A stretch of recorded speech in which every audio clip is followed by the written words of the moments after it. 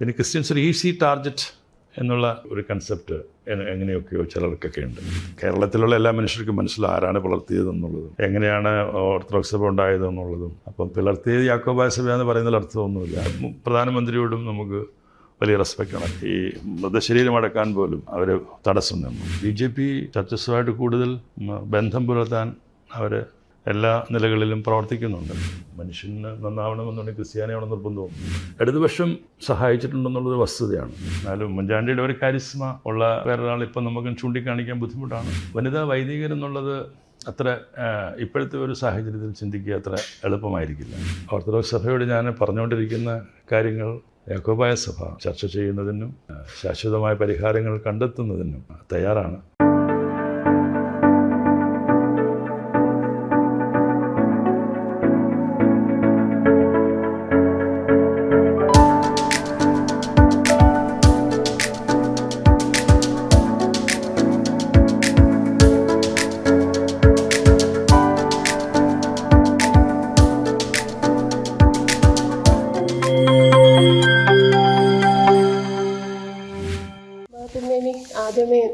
തിരുമേനി ഈ പൗരോഹിത്യത്തിലേക്ക് വന്ന ആ ഒരു ജേർണി എങ്ങനെയാണ് വന്ന് ഇപ്പോൾ ഈ നിലയിലെത്തിയല്ലോ, അപ്പോൾ അതൊന്ന് പറയാമോ? അതൊരു ഒന്നാമത് ലോങ് ജേണിയാണ്. Started at the age of 13 when I was in 8th standard.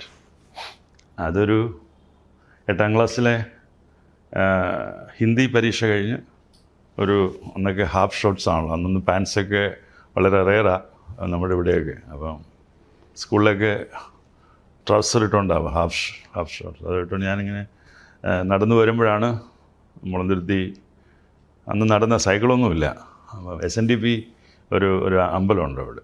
അപ്പോൾ അവിടെ വന്നപ്പോഴത്തേക്ക് ഒരു കാർ വന്ന് നിന്നു. അപ്പോൾ അതിൽ പെരുമ്പള്ളി തിരുമേനിയാണ്, അദ്ദേഹമാണ് പെരുമ്പള്ളി പള്ളിയിൽ, ഞാൻ എൻ്റെ വീട് പെരുമ്പള്ളിയിലാണ്. അപ്പോൾ അദ്ദേഹം കാറ് നിന്നു.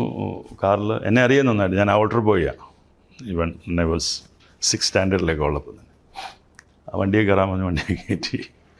വണ്ടിയെ കയറ്റി ചെന്നിട്ട് പറഞ്ഞു, ഇങ്ങനെ നിന്നെ അച്ഛമാച്ചനാക്കണമെന്ന് പറഞ്ഞു. എനിക്ക് വലിയ സന്തോഷമൊന്നും, വലിയ വിവരമൊന്നുമില്ല, 8ാം ക്ലാസ്സിലല്ലേ. അപ്പോൾ ഈ അച്ഛന്മാരും അവരുടെ വേഷവും അവർക്ക് വൈദികർക്കൊക്കെ ആ ഒരു കാലത്ത്, ഇപ്പം എങ്ങനെയാണെന്ന് എനിക്ക് അറിയത്തില്ല, സമൂഹത്തിലൊക്കെ പൊതുവെ ഒരു പ്രത്യേക ഒരു ബഹുമാനവും ആദരവും, പിന്നെ നല്ല വെള്ള ഡ്രസ്സ് എല്ലാവരും നോക്കും, നല്ല ഫുഡൊക്കെ കിട്ടും. അപ്പോൾ അങ്ങനെ ചെറുപ്പത്തിൽ പിന്നെ ഫാമിലി ബാക്ക്ഗ്രൗണ്ടും ഒക്കെ ഇങ്ങനെ ചെറുപ്പം മുതൽ കേട്ടിട്ടുണ്ട്.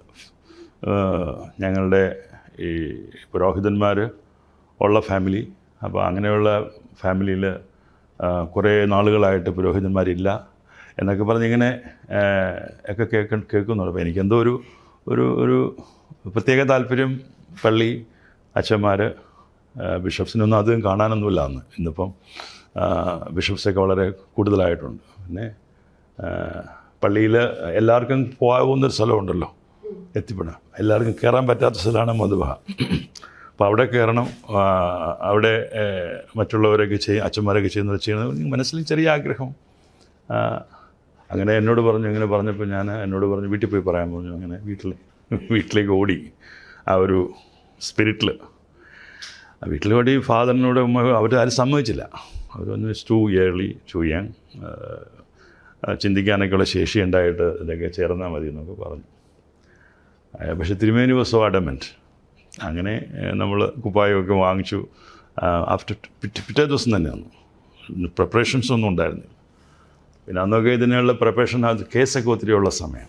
അപ്പം നേരത്തെ അനൗൺസ് ചെയ്ത് ചെയ്യാൻ ഒക്കത്തില്ല. നേരത്തെ അനൗൺസ് ചെയ്ത് കഴിഞ്ഞാൽ പിന്നെ കേസായി, സ്റ്റേ ആയി, ഇഞ്ചക്ഷനായി. അതുകൊണ്ട് അങ്ങനെ അതൊരു 23rd മാർച്ചായിരുന്നു. അങ്ങനെ 25th മാർച്ചിൽ 1974 മഞ്ഞനിക്കര വെച്ച്. അങ്ങനെയാണ് ആ ഫോട്ടോയാണ് കാണുന്നത്, ആ കാണുന്ന ഫോട്ടോ. അപ്പോൾ അങ്ങനെ ഇതായി. അതിനുശേഷം പിന്നെ ഏറ്റവും വലിയ ചാലഞ്ച് ഞാൻ ഫേസ് ചെയ്തത് സ്കൂളിൽ ഡ്രസ്സ് ഇട്ടുകൊണ്ട് പോകണമെന്ന് പറഞ്ഞു. That was the biggest challenge. അപ്പോൾ എനിക്ക് അന്നേരം അറിയത്തില്ലായിരുന്നു കുട്ടികളെങ്ങനെ റിയാക്ട് ചെയ്യും.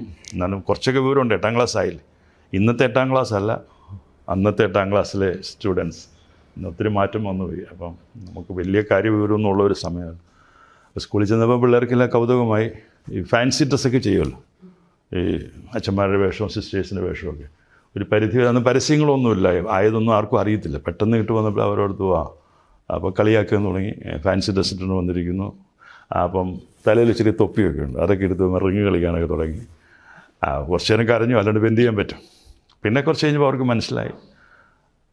പിന്നെ അത് കഴിഞ്ഞിട്ട് വീണ്ടും മഹാരാജാസ് കോളേജിൽ അഡ്മിഷൻ കിട്ടിയപ്പോഴത്തേക്ക് സെയിം വിഷയം ഉണ്ടായിരുന്നു.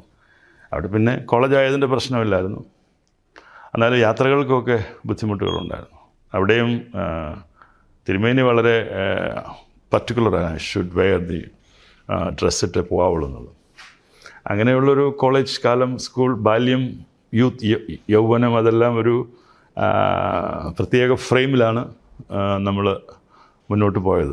ഈസി ആയിരുന്നില്ല, പക്ഷേ ഈ ഇട്ടിരിക്കുന്ന ഡ്രസ്സിനോടും ആ ഒരു വൊക്കേഷനോടുമുള്ള ഒരു കമ്മിറ്റ്മെൻറ്റും, അത് സമൂഹം പ്രതീക്ഷിക്കുന്ന നിലകളിൽ പോയില്ലെങ്കിൽ അത് അപമാനമാണല്ലോ എന്നുള്ളതുകൊണ്ടൊക്കെയുള്ള ബാല്യത്തിൻ്റെയും യൗവനത്തിൻ്റെ എല്ലാം വികാരങ്ങളൊക്കെ ഒതുക്കി അങ്ങനെ മുന്നോട്ട് പോയി. 84 പിന്നെ വൈദികനാകുന്നത്. 10 വർഷം കഴിഞ്ഞപ്പോൾ അത് വളരെ അന്നേരം. അപ്പോൾ 23 വയസ്സൊക്കെ ഉള്ളൂ. അപ്പോൾ ഞങ്ങൾക്ക് ഈ പുരോഹിതന്മാർക്ക് ഓപ്ഷനുണ്ട്. You could choose being a celibate priest or a married priest. അപ്പോൾ അത് വന്നപ്പോഴത്തേക്ക് അതൊരു വലിയ ചലഞ്ചായിരുന്നു. ഈ സെലിബ്രേറ്റ് ആവണോ മാരീഡ് പ്രീസ്റ്റ് ആവണോ എന്നുള്ളത്.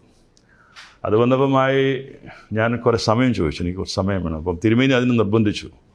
82 ഞാൻ അന്നേരം മഹാരാജാസ് കോളേജിൽ എക്കണോമിക്സിൽ സെക്കൻഡ് ഇയർ പഠിക്കുക.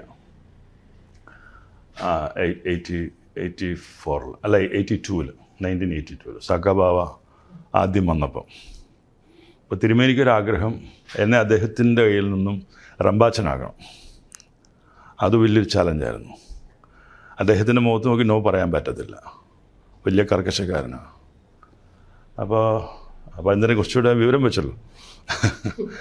അപ്പോൾ ഞാൻ പറഞ്ഞു, തിരുമേനി അത് എനിക്ക് പഠിക്കണം, പഠിത്തം കഴിഞ്ഞിട്ട് മതി, I need to think about it എന്നൊക്കെ പറഞ്ഞു. അപ്പോൾ അന്നേരം വഴക്കുണ്ടാക്കി. ഞാനത് ഇത്ര കൂട്ടാക്കിയില്ല. പക്ഷേ ഒരു 2 വർഷമോടെ കഴിഞ്ഞപ്പോഴത്തേക്കും ഈ മാരേജ് പ്രപ്പോസൽസ് വരും. അങ്ങനെ വന്നപ്പോൾ I have to take a decision. അതിലൊരു പ്രപ്പോസൽ വന്നത്, ഇത് ആരോടും ഞാൻ പറഞ്ഞിട്ടൊന്നുമില്ല, നമുക്ക് വളരെ വേണ്ടപ്പെട്ട ഒരു ഫാമിലിയിലെ ഒരു പ്രപ്പോസൽ വന്നു. അപ്പോൾ പേരൻസ് അതെല്ലാം അങ്ങ് ഉറപ്പിച്ചു. അപ്പോൾ അത് വന്നപ്പോഴത്തേക്ക് എനിക്ക് ഈ ക്ലാഷ് കിടപ്പുണ്ട്. അപ്പം എൻ്റെ ഗ്രാൻഡ് ഫാദറിനെ ഒരു സെലിബ്രേറ്റ് പ്രീസ്റ്റാക്കാനാണ് പരിമല തിരുമേനി ആഗ്രഹിച്ചത്. അത് നടന്നില്ല. അപ്പോൾ അങ്ങനെ വന്നപ്പോഴത്തേക്ക് എൻ്റെ മനസ്സിൽ കിടപ്പുണ്ട്. പിന്നെ നമ്മൾ ഒത്തിരി പ്രാർത്ഥിച്ചൊരുങ്ങി അങ്ങനെ ഒരു തീരുമാനമെടുത്തു, ഒരു സെലിബ്രേറ്റ് പ്രീസ്റ്റ്. പക്ഷേ അതും വളരെ യങ് ഏജിലായതുകൊണ്ട് അന്നത്തെ തിരുമേനി അതിന് എതിരായിരുന്നു. ആദ്യം 2 വർഷം മുമ്പ് എന്നോട് പറഞ്ഞു, ഇപ്പോൾ അവിടെ നിന്ന് പറഞ്ഞ ആൾ, ഞാൻ ഈ ഡിസിഷൻ എടുത്ത് ചെന്നപ്പോഴത്തേക്ക് വാസ് ടോട്ടലി അഗൻസ്റ്റ്. എനിക്കത് മനസ്സിലായില്ല. പിന്നെ എനിക്ക് തോന്നി എന്നെ ടെസ്റ്റ് ചെയ്യാൻ വേണ്ടിയിട്ടാണെന്ന് എനിക്ക് തോന്നി. അപ്പോൾ പിന്നെ ദെൻ ഈ റിയലൈസ്ഡ് അങ്ങനെ ഒരു ഡിസിഷനിലേക്ക് വന്നു. അങ്ങനെയാണ് വളരെ പ്രയാസകരമേറിയ ഡിസിഷൻ എടുക്കുന്നതും. പിന്നെ പുറകോട്ട് തിരിഞ്ഞ് നോക്കിയിട്ടില്ല. അത് കഴിഞ്ഞ് പിന്നെ പഠിത്തം കഴിഞ്ഞു, പിന്നെ അച്ഛനായി. അതിനുശേഷം ബാംഗ്ലൂർ പള്ളിയിൽ ആദ്യത്തെ അസൈൻമെൻ്റ് അവിടെ ആയിരുന്നു. അവിടെ പിന്നെ പള്ളി പണിയും കാര്യങ്ങളും ഒക്കെ ആയിട്ട് കുറേ എൻഗേജ്ഡായി. പിന്നെ പഠിക്കണമെന്ന് തോന്നി വീണ്ടും. അങ്ങനെ പിന്നെ അയർലൻഡിന് പോയി, ഡബ്ലിനിൽ ചെന്നു. അവിടെ രണ്ടാമത്തെ ഗ്രാജുവേഷന് പിന്നെ PG ഒക്കെ അവിടെ ചെയ്തു. വീണ്ടും അമേരിക്കയ്ക്ക് പോയി. ഇംഗ്ലണ്ടിൽ പള്ളി നടത്തി, അവിടെ പള്ളി തുടങ്ങി. അത് കുറേ നാൾ അവിടെ ഉണ്ടായിരുന്നു. പിന്നെ അമേരിക്കയിൽ ഇടവകയുടെ ചാർജും പിന്നെ ഡോക്ടറൽ പ്രോഗ്രാമിന് ചേർന്നു. പക്ഷേ കംപ്ലീറ്റ് ചെയ്യാൻ പറ്റിയില്ല. പിന്നെ അവിടെ ഹോസ്പിറ്റലിൽ ചാപ്ലിൻസി പഠിച്ചു. ഹോസ്പിറ്റൽ ചാപ്ലിനായിട്ട് കുറച്ച് നാൾ ജോലി ചെയ്തു. അതൊരു നല്ലൊരു എക്സ്പീരിയൻസ് ആയിരുന്നു. അമേരിക്കയിലെ 2 ന്യൂയോർക്കിലെ ഒരു ഹോസ്പിറ്റലിലും പിന്നെ കനേറ്റിക്കറ്റിലെ ബ്രിഡ്ജ്പോർട്ട് ഹോസ്പിറ്റലിലും ഗവൺമെൻറ് ഹോസ്പിറ്റൽസിലാണ്. അവിടെ ചാപ്ലിൻസി ഒഫീഷ്യൽ ഗവൺമെൻറ്റിൻ്റെ, ഫെഡറൽ ഗവൺമെൻറ്റിൻ്റെ കോഴ്സാണ് പാസ്സായത്. അങ്ങനെ ചാപ്ലിനായിട്ട് ജോലി, വളരെ ഇഷ്ടമുള്ള ജോലിയായിരുന്നു. അങ്ങനെ ചെയ്തുകൊണ്ടിരിക്കുമ്പോഴാണ് ഈ ബിഷപ്പ് ആവാനുള്ള കോള് 94 വരുന്നത്. എല്ലാം 10 വർഷത്തിനിടയ്ക്കാണ് ഇതൊക്കെ സംഭവിച്ചിരിക്കുന്നത്. അങ്ങനെ പിന്നെ വന്ന് ഇവിടുത്തെ ഡയസിസിൻ്റെ ചാർജിലാണ് അന്ന് മുതൽ. പിന്നെ ചർച്ചിൻ്റെ ജനറലായിട്ടുള്ള റെസ്പോൺസിബിലിറ്റി പിന്നെ അറിയാമല്ലോ, സഭയുടെ കാര്യങ്ങളെക്കുറിച്ച് പ്രത്യേകിച്ച് പറയേണ്ട ആവശ്യമില്ല. അപ്പോൾ അതെല്ലാം ചെറുപ്പം മുതലേ ഈ കലഹങ്ങളും വഴക്കും കേസും അറസ്റ്റും പോലീസ് സ്റ്റേഷനും ലോക്കപ്പും ആളുകൾ ആരാധനാലയത്തിലിങ്ങനെ പോലീസ് സാന്നിധ്യം, വിശ്വാസികളെ പരിക്ക് പറ്റുന്നു, മരണം സംഭവിക്കുന്നു. അങ്ങനെ വളരെ ഡിസ്റ്റർബ്ഡ് ആയിരുന്നു ഈ ആ ജേണി. ശരിക്കും അതിപ്പോഴും ഒരു പരിധിവരെ അങ്ങനെ തന്നെയൊക്കെ അത്രയും ഇല്ലെങ്കിൽ കൂടിയും വേറൊരു രൂപത്തിൽ അത് നിലനിൽക്കുന്നതിലുള്ള ഒത്തിരി ഫ്രസ്ട്രേഷനും പ്രയാസവും വേദനയും ഒക്കെ ഉണ്ട്. Journey is not easy, still going on. പറഞ്ഞ ഒരു ചലഞ്ചിങ് ടൈംസ് ഇപ്പോഴും കണ്ടിന്യൂ ചെയ്യുകയെന്നുള്ള രീതിയിൽ പറഞ്ഞു. പക്ഷെ ഇപ്പം റീസെൻ്റ്ലി സുപ്രീം കോടതിയുടെ വിധിയെല്ലാം കുറച്ചൊരു അനുകൂലമായി വരുന്നതായിട്ട് തോന്നുന്നുണ്ടോ? നിശ്ചയമായിട്ടും. കാരണം ഈ 2017 അരുൺ മിശ്രയുടെ വിധി വന്നതിന് ശേഷം അദ്ദേഹം തന്നെ വീണ്ടും 1-2 ജഡ്ജ്മെൻറ്റ് പുറപ്പെടുവിച്ചു. അതിൽ വളരെ പ്രയാസകരമായ ഒരു കാര്യം അദ്ദേഹം പറഞ്ഞത്, എൻ്റെ ജഡ്ജ്മെൻറ്റ് 100% എല്ലായിടത്തും നടപ്പാക്കിയിരിക്കണം. എൻ്റെ ജഡ്ജ്മെൻറ്റിനെ ആരും ക്വസ്റ്റ്യൻ ചെയ്യാൻ പാടില്ല എന്നൊക്കെ പറഞ്ഞ് ചീഫ് സെക്രട്ടറിയൊക്കെ വിളിച്ചു വരുത്തുകയും ജയിലിലടയ്ക്കും എന്നൊക്കെ പറയുകയൊക്കെ ചെയ്യുന്ന ഓപ്പൺ കമൻസൊക്കെ ഉണ്ടായി. അപ്പം അത് ജുഡീഷ്യറിയോട് തന്നെ നമുക്കൊരു വിദ്വേഷം തോന്നുന്ന രീതിയിലുള്ള ഒരു ജഡ്ജ്മെൻറ്റ്സ് ആയിരുന്നു അദ്ദേഹത്തിൻ്റെ. യഥാർത്ഥത്തിൽ ഒരു പള്ളി, ആ പള്ളിയിൽ ഒരു വ്യക്തിയാണ് കേസിന് പോയത്. അൺഫോർച്ചുനേറ്റ്ലി പോയ ആൾ ഞങ്ങളുടെ ആളാണ്, നമ്മുടെ സഭയപ്പെട്ട ആളാണ്, കോലഞ്ചേരി പള്ളിയിൽ. അദ്ദേഹം കേസിന് പോകുമ്പം ആ പള്ളിയിൽ 2 വിഭാഗത്തിനും ആരാധന നടക്കുന്നുണ്ട്. നമ്മളാണ് അവിടെ മെജോറിറ്റി, അവരും നല്ല സ്ട്രെങ്ത് ഉണ്ട് അവിടെ. അപ്പോൾ ആ കോടതി കേസ് വന്നപ്പോൾ സമാനമായിട്ട് 2 പള്ളികളോട് വന്നു. അപ്പോൾ വിച്ച് മീൻസ് 3 പള്ളികളാണ് ആ കേസിലുള്ളത്. ഈ 3 പള്ളികളെ മാത്രമേ ഈ കോടതി കേട്ടിട്ടുള്ളൂ. 3 പള്ളികളുടെ വിസ്തരിച്ചിട്ടുള്ളൂ ആർഗ്യുമെൻറ്റ്സും കൗണ്ടർ ആർഗ്യുമെൻറ്റ്സും അഫിഡവിറ്റ്സും ഒക്കെ. എന്നിട്ട് ഇദ്ദേഹം, ഈ ബഹുമാന്യനായ justice, it's A division bench, 2 ബെഞ്ചാണ്, അദ്ദേഹം 1064 പള്ളികൾക്കും ഈ വിധി ബാധകമാണെന്ന് പറഞ്ഞ് അദ്ദേഹം വിധി എഴുതി. അതാണൊരു ട്രാജഡി ആയത്. അങ്ങനെ വന്നത് കൂടാണ്ട് ഞങ്ങൾ ഒരു സംവിധാനം ഉണ്ടല്ലോ, ആ സംവിധാനം പാരലൽ അഡ്മിനിസ്ട്രേഷനായിട്ട് അദ്ദേഹം അതിനെ സ്റ്റാമ്പ് ചെയ്തു. ശരിക്കും പാരലൽ അഡ്മിനിസ്ട്രേഷൻ ഈ സഭയിൽ നിന്നും മാറിപ്പോയി തുടങ്ങുന്നത് 1912 ദേവലോകം കേന്ദ്രമാക്കിയുള്ള സഭയാണ്. അത് ഒരു ചരിത്ര സത്യമാണ്. It's A truth. അങ്ങനെ പല സഭകളും പോയിട്ടുണ്ട്. യാക്കോബായ സഭയിൽ നിന്നും, അല്ലെങ്കിൽ യാക്കോബായ സഭ എന്ന് വിളിക്കുന്നു, സിറിയൻ ഓർത്തഡോക്സ് ചർച്ച്, അല്ലെങ്കിൽ മലങ്കര യാക്കോബായ സുറിയാനി സഭ, സുറിയാനി ഓർത്തഡോക്സ് സഭ. അപ്പോൾ അതുപോലെ തന്നെയാണ് ഒരു ഡിവിഷൻ ഉണ്ടാകുന്നതെന്ന്. അപ്പോൾ അന്നേരം ഈ വിധിയിലൂടെ അവർ യഥാർത്ഥ സഭയായിട്ട് അവരെ പ്രൊജക്റ്റ് ചെയ്യുന്നു, ഞങ്ങൾ പാരലൽ അഡ്മിനിസ്ട്രേഷനായിട്ട് വരുന്നു. അങ്ങനെ വന്നപ്പം പാരലൽ അഡ്മിനിസ്ട്രേഷൻ പാടില്ല എന്ന് പറയുമ്പം നമ്മളുടെ പള്ളികളിലെല്ലാം ഈ അഡ്മിനിസ്ട്രേഷനാണ് നടക്കുന്നത്. അഡ്മിനിസ്ട്രേഷൻ സ്പിരിച്വലെല്ലാം നമ്മളുടേതാണ്. അപ്പോൾ അങ്ങനെ വന്നപ്പോൾ ഈ വിധിയുടെ പശ്ചാത്തലത്തിൽ കോടതിയിൽ പിന്നെ വ്യാഖ്യാനം എങ്ങനെയാണെന്നുള്ളതാണ്. അവർ വ്യാഖ്യാനിക്കുന്നതെല്ലാം ഇതെല്ലാം കവേർഡാണ്. അപ്പോൾ ഹൈക്കോടതിയിലെ എല്ലാ ജഡ്ജസും അവർക്കറിയാം അത് ശരിയല്ല എന്നറിയാം. അപ്പോൾ നമ്മളോർത്ത് ആ 3 പള്ളികളിലും ഒതുങ്ങി പൊക്കോളൂന്ന് ഓർത്തു. പക്ഷേ അവർ 3 പള്ളിയിൽ നിന്നില്ല. അത് പിന്നെ വ്യാപകമായിട്ട് എല്ലാ പള്ളികളും പിടിച്ചെടുക്കുക എന്നുള്ള ഒരു രീതിയായി. അതിന് ഹൈക്കോടതിയുടെ പോലീസ് പ്രൊട്ടക്ഷൻ ഓർഡർ വരുമ്പം ഗവൺമെൻറ്റിൻ്റെ പരിമിതികൾ ഒരു വശത്തൂടെ, ഗവൺമെൻറ് പലതും മനസ്സില്ലാ മനസ്സോടെ ചെയ്തു. പക്ഷേ അന്നേരം ഇതിനൊരു പരിഹാരമുണ്ടാവുന്നതിന് വേണ്ടിയുള്ള ശ്രമം ആ സമയങ്ങളൊന്നും ഉണ്ടായില്ല. പക്ഷേ ഇതര സഭകളും സമുദായങ്ങളും ഒക്കെ ഇതിൽ ഇടപെട്ടെങ്കിലും അവർ കോടതി വിധി നടപ്പാക്കണമെന്നുള്ള ശക്തമായ നിലപാടിൽ തന്നെ മുന്നോട്ട് പോയി. അങ്ങനെയാണ് ഏകദേശം 2017 ശേഷം 60ഓളം പള്ളികൾ നമുക്ക് നഷ്ടപ്പെട്ടു. എൻ്റെ ഇടവപ്പള്ളിയും നഷ്ടപ്പെട്ടു. ഇടവപ്പള്ളി എന്ന് പറയുന്നത് ഒത്തിരി ചരിത്രമുള്ള പള്ളിയാണ്.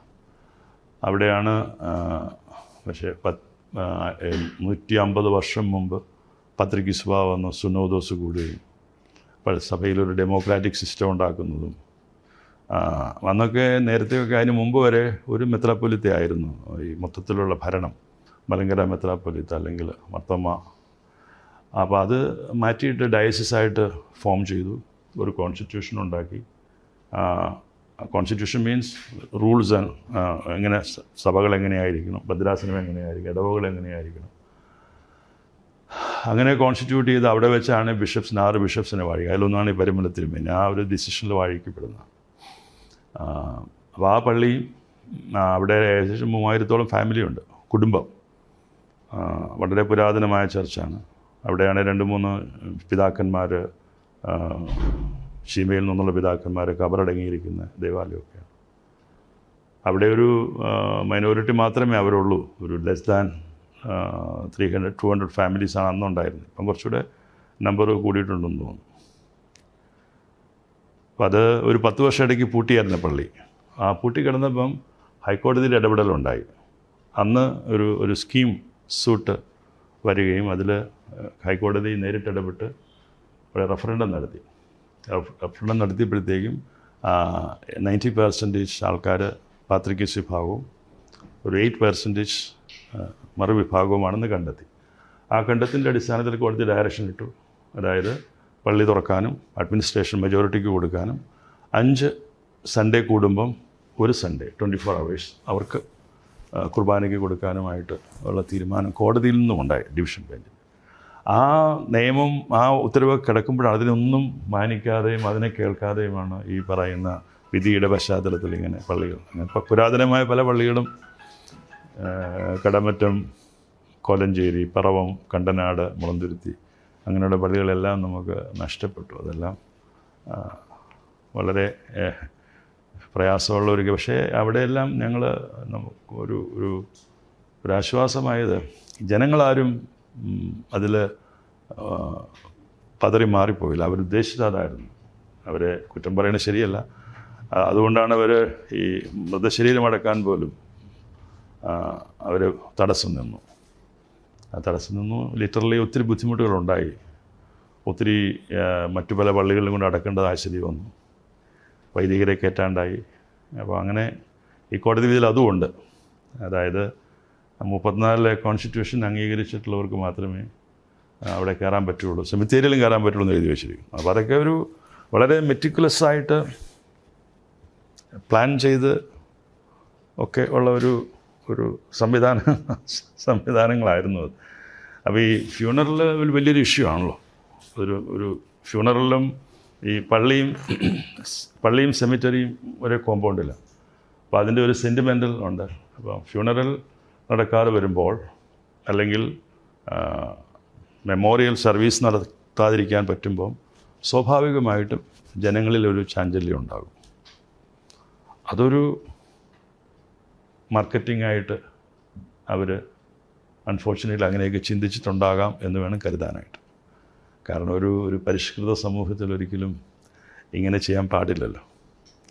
അപ്പോൾ ഈ നമ്മളുടെ കൈവശമിരിക്കുന്ന പള്ളികൾ അവരുടെ മൈനോറിറ്റീസും ചിലപ്പോൾ ഒക്കെ ഫ്യൂണറൽ തടഞ്ഞിട്ടില്ല. പക്ഷേ അച്ഛന്മാർക്ക് കയറാൻ ചിലപ്പം ബുദ്ധിമുട്ടുകളൊക്കെ ഉണ്ടായിട്ടുണ്ടാകാം നേരത്തെ ഈ വിധി വരുന്നതിന് മുമ്പുള്ള സാഹചര്യത്തിൽ. അപ്പോൾ അവരതിൻ്റെ എല്ലാം ഒരു റിവെഞ്ച് പോലെ ഈ ഒരു സാഹചര്യമൊക്കെ മുതലാക്കി. പക്ഷേ ഫോർച്ചുനേറ്റ്ലി നമ്മുടെ ആളുകൾ, വിശ്വാസികൾ ഞങ്ങളുടെ കൂടെ തന്നെ നിന്നു എന്നുള്ളതാണ്. നമുക്കിപ്പോൾ ഒരു പരിധി വിട്ടുന്നവരെ ഒന്നിനും നിർബന്ധിക്കാൻ ഒക്കത്തില്ല. It's their decision. അവരുടെ പള്ളി, അവർ കഷ്ടപ്പെട്ടുണ്ടാക്കിയ പള്ളി, അവർ മെയിൻറ്റെയിൻ ചെയ്യുന്ന, അവർ ഓണർഷിപ്പ് അവർക്കുണ്ട്, ഡോക്യുമെൻറ്റ്സ് എല്ലാം അവരുടെ പേരിലാണ്. നമ്മൾക്ക് ഇടവക പള്ളികളുടെ കാര്യം നമുക്ക് പ്രത്യേകിച്ച് അധികാരങ്ങളൊന്നുമില്ല. നമ്മളെന്തെങ്കിലുമൊക്കെ പറഞ്ഞവർ കേൾക്കും. അത് മാനേജ് ചെയ്യുന്നതും ഓൺ ചെയ്യുന്നതും അഡ്മിനിസ്ട്രേഷനും എല്ലാം ആ പള്ളിയുടെ പൊതുയോഗമാണ്. ഓർത്തഡോക്സ് സഭ അവർ എല്ലാം മലങ്കര മെത്രാപ്പൊലിത്തയുടെ കീഴിലായിരിക്കണം. മലങ്കര മെത്രാപ്പൊലിത്തയാണ് ഓണർഷിപ്പ്. അവർക്ക് അങ്ങനെ ചടങ്ങുണ്ട്. പള്ളിയെല്ലാം ഈ പാവങ്ങൾ പള്ളിയെല്ലാം പണിത് എല്ലാം കഴിഞ്ഞ് കൂതാശയെല്ലാം കഴിയുമ്പോഴത്തേക്ക് താക്കോലൊരു കൂട്ടിലാക്കിയിട്ട് മെത്രാപ്പൊലിത്തയ്ക്ക് കൊണ്ട് കൊടുക്കും, അല്ലെങ്കിൽ അദ്ദേഹത്തിൻ്റെ പ്രതിനിധി മെത്രാന് കൊണ്ട് കൊടുക്കും. ആസ് എ സൈൻ ഓഫ് അത് അവരുടെ ഓണർഷിപ്പ് കൈമാറുന്ന രീതിയാണ്. ഞങ്ങൾ നേരെ തിരിച്ചാണ്. ഞങ്ങൾ ഓണർഷിപ്പ് ഫുള്ളായിട്ട് ജനങ്ങൾക്ക് തന്നെയാണ്. അവർ പണിത പള്ളിക്കാരുടെ പള്ളി. അവിടെ എപ്പിസ്കോപ്പസിയിൽ നമ്മളുടെ ഒരു ഡെലിഗേഷനായിട്ട് ഒരു വൈദികൻ ഉണ്ടാവും അവിടെ as A delegate representing the bishop. അദ്ദേഹം സ്പിരിച്വൽ മാറ്റേഴ്സും അഡ്മിനിസ്ട്രേഷൻ മാറ്റേഴ്സിൽ കൊടുക്കുന്ന അധികാരം വെച്ചിട്ടുള്ള ഒരു ലീഡ് ചെയ്യുന്ന ഒരു ഇത് മാത്രമേ ഉള്ളൂ. മറിച്ച് ഈ അവരുടെ ഈ ഓർത്തഡോക്സ് സഭ 34 കോൺസ്റ്റിറ്റ്യൂഷൻ 1934 കൊണ്ടുവന്നതിന് ശേഷമുള്ള സംവിധാനം എന്ന് പറയുന്നത് അവരുടെ അസോസിയേഷനാണ്. അസോസിയേഷനിൽ ഒരിക്കൽ നമ്മൾക്ക് അതിൽ പോകേണ്ടതായ സാഹചര്യം വന്ന് യോജിപ്പിൻ്റെ സമയത്ത്, വിച്ച് ഈസ് 1958, അതിലൊരു കോടതി വിധി അവർക്ക് അനുകൂലമായിട്ട് കിട്ടി. അന്നത്തെ ലീഡർഷിപ്പ് യഥാർത്ഥത്തിൽ അന്നത്തെ കേസിലൊന്നും പള്ളികളൊന്നും കക്ഷികളല്ല, പ്രോപ്പർട്ടിയും സഭാ സംവിധാനങ്ങളുമാണ്. പക്ഷേ എന്നിരുന്നാലും എന്തോ വലിയ തുകയൊക്കെ പിഴയൊക്കെ അടയ്ക്കേണ്ട വന്നു. അപ്പോൾ അന്നേരം അന്നത്തെ ലീഡർഷിപ്പ് ഒരു യോജിപ്പിന് വേണ്ടി ശ്രമിച്ചു. അവരതിനു വേണ്ടി മുന്നോട്ട് വന്നു. അങ്ങനെ യോജിപ്പുണ്ടായി. പക്ഷേ പ്രോപ്പറായിട്ടുള്ള ഒരു ഡോക്യുമെൻറ്റേഷനോ ഒരു അണ്ടർസ്റ്റാൻഡിങ്ങൊന്നും ഉണ്ടായിരുന്നില്ല. അത് ചെന്ന് നിൽക്കുന്നത് മലങ്കര അസോസിയേഷനിലേക്കാണ്. അപ്പോൾ ആ അസോസിയേഷൻ നമ്മുടെ പള്ളികളെല്ലാം പാർട്ടിസിപ്പേറ്റ് ചെയ്യിച്ചു. അതാണ് ലീഗലി ഇവർ പറയുന്ന ഒരു കുരുക്കായിട്ട് പറയുന്നത്. പക്ഷെ അന്ന് ഇത് ചെയ്യുമ്പോൾ അക്സെപ്റ്റ് ചെയ്യുമ്പോഴും അതിൽ പോകുമ്പോഴും പേട്രിയാർക്കാണ് ഹെഡ്. പേട്രിയാർക്ക് സുപ്രീം ഹെഡാണ് ചർച്ചിൻ്റെ. ഈ കോൺസ്റ്റിറ്റ്യൂഷനും അങ്ങനെ തന്നെ പറയുന്നുണ്ട്. Patriarch is the supreme head. Church യൂണിവേഴ്സലാണ്, അതിൻ്റെ ഒരു ഭാഗമാണ് മലങ്കര സഭ എന്നും കൃത്യമായിട്ട് പറയുന്നുണ്ട്. പിന്നെ പേട്രിയാർക്കിൻ്റെ അധികാരം സംബന്ധിച്ചുള്ള ചില ഡെഫിനിഷൻസൊക്കെ അതിൻ്റെ അകത്തുണ്ട്. ആ ഒരു ബേസിലാണ് ഈ പള്ളികളൊക്കെ ചെല്ലുന്നത്. പക്ഷേ ഒരു 10-12 വർഷം കഴിഞ്ഞപ്പോഴത്തേക്കും പിന്നെ പേട്രിയാർക്കും കാതോലിക്കായും സമന്മാരാണ്. പെട്രൈൻ ത്രോൺ എന്നുള്ളതൊരു ട്രഡീഷണൽ ആയിട്ടുള്ളതാണ്. അപ്പോൾ അതിൽ നിന്നുമാണ് പൗരോഹിത്യം, priesthood, laying of hands, efficacy, അതിൻ്റെ ഒരു ഉറവിടം അവിടെ നിന്നാണ് നമ്മളുടെ ഒരു പൗരാണികമായ വിശ്വാസം. അത് യഥാർത്ഥത്തിൽ 4th സെഞ്ച്വറിയിലാണ് ഈ സിറിയൻ ചർച്ചിൻ്റെ ട്രഡീഷൻ ഇവിടേക്ക് വരുന്നത്, which is through Knanaya community. അവർ ട്രേഡിന് വേണ്ടി വന്നവരാണ്. വന്നപ്പം പ്രീസ്റ്റും ബിഷപ്പും ഒക്കെ ഉണ്ടായിരുന്നാണ് ചരിത്രം പറയുന്നത്. ഒരു ഫ്യൂ ഹൺഡ്രഡ്സ് ഓഫ് ഫാമിലീസാണ് അവിടെ വന്നത്. അവരുടെ സെറ്റിൽ ചെയ്തു, ലോക്കൽസ് ഒക്കെ ആയിട്ട് കല്യാണമൊക്കെ ആയി. അങ്ങനെ അവരിൽ നിന്നുമാണ് ഈ ശരിക്കുള്ള ഈ സിറിയൻ ചർച്ചിൻ്റെ ട്രഡീഷൻ, ആരാധന, പാരമ്പര്യങ്ങൾ എല്ലാം കിട്ടുന്നത്. അങ്ങനെയാണ് ഞാനിവിടെ പറഞ്ഞു വന്ന് ഇച്ചിരി വൈഡായിട്ട് പറഞ്ഞു പോയെന്ന് തോന്നുന്നു. നമ്മൾ ഇപ്പോഴത്തെ ഒരു ചേഞ്ച് വരുന്നുണ്ടോ എന്നുള്ളൊരു സുപ്രീം കോടതി ഇപ്പം കോടതി ഒന്നായിരുന്നു. അപ്പം ഈ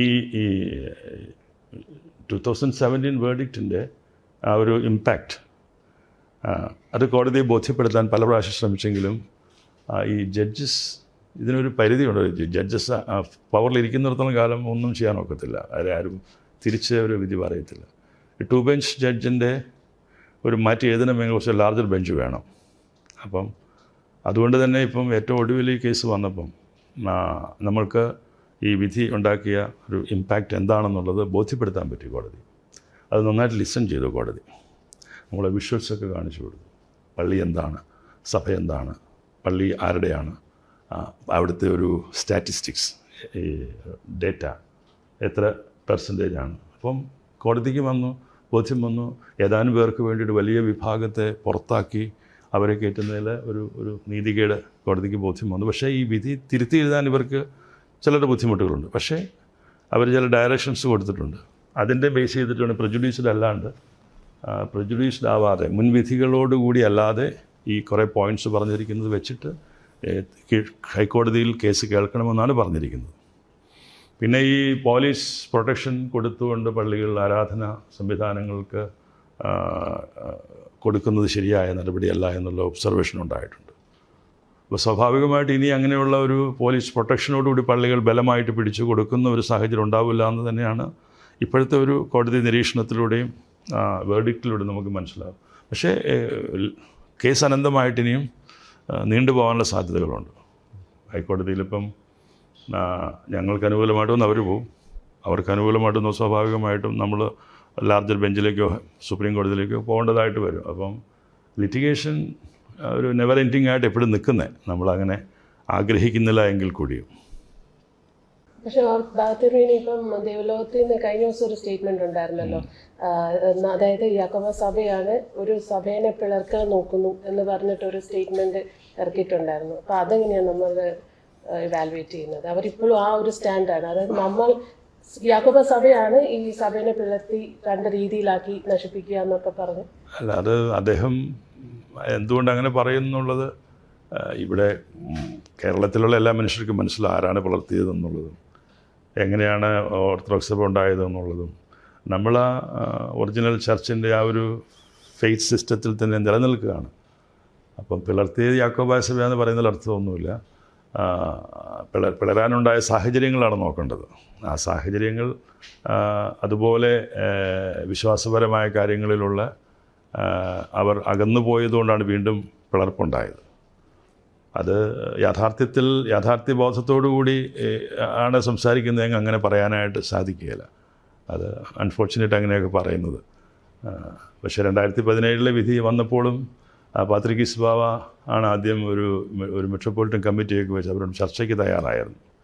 ആ സമയത്ത് അവർ ചർച്ചയ്ക്ക് വന്നിരുന്നെങ്കിൽ ഈ പള്ളി പിടിക്കുന്നതിന് പകരം ഞങ്ങൾ പരാജയപ്പെട്ടിരിക്കുകയാണല്ലോ കോടതിയുടെ മുമ്പിൽ, വന്നിരുന്നെങ്കിൽ ഒരു പക്ഷേങ്കിൽ it would have been a different scenario. അന്ന് അവർ ചെയ്തില്ല. അപ്പോൾ ആ ഒരു ഒക്കേഷനിൽ അത് ചെയ്യാതെ ഈ പള്ളികൾ കൈവശം വയ്ക്കുന്നതിന് വേണ്ടിയാണ് മുന്നിട്ട് നിന്നു. ഇപ്പോഴും അത് തന്നെ തുടരുന്നു. പിന്നെ ഇടയ്ക്കിടയ്ക്ക് ഇങ്ങനെ സമാധാനം യോജിപ്പെന്നൊക്കെ അവർ പറയുന്നുണ്ട്. പക്ഷേ അതിൽ എത്രമാത്രം ആത്മാർത്ഥതയുണ്ട് എന്നുള്ളത് ജനങ്ങൾക്ക് സംശയമുണ്ട്. അതാണ് അതിൻ്റെ അകത്തുള്ളൊരു പ്രശ്നം.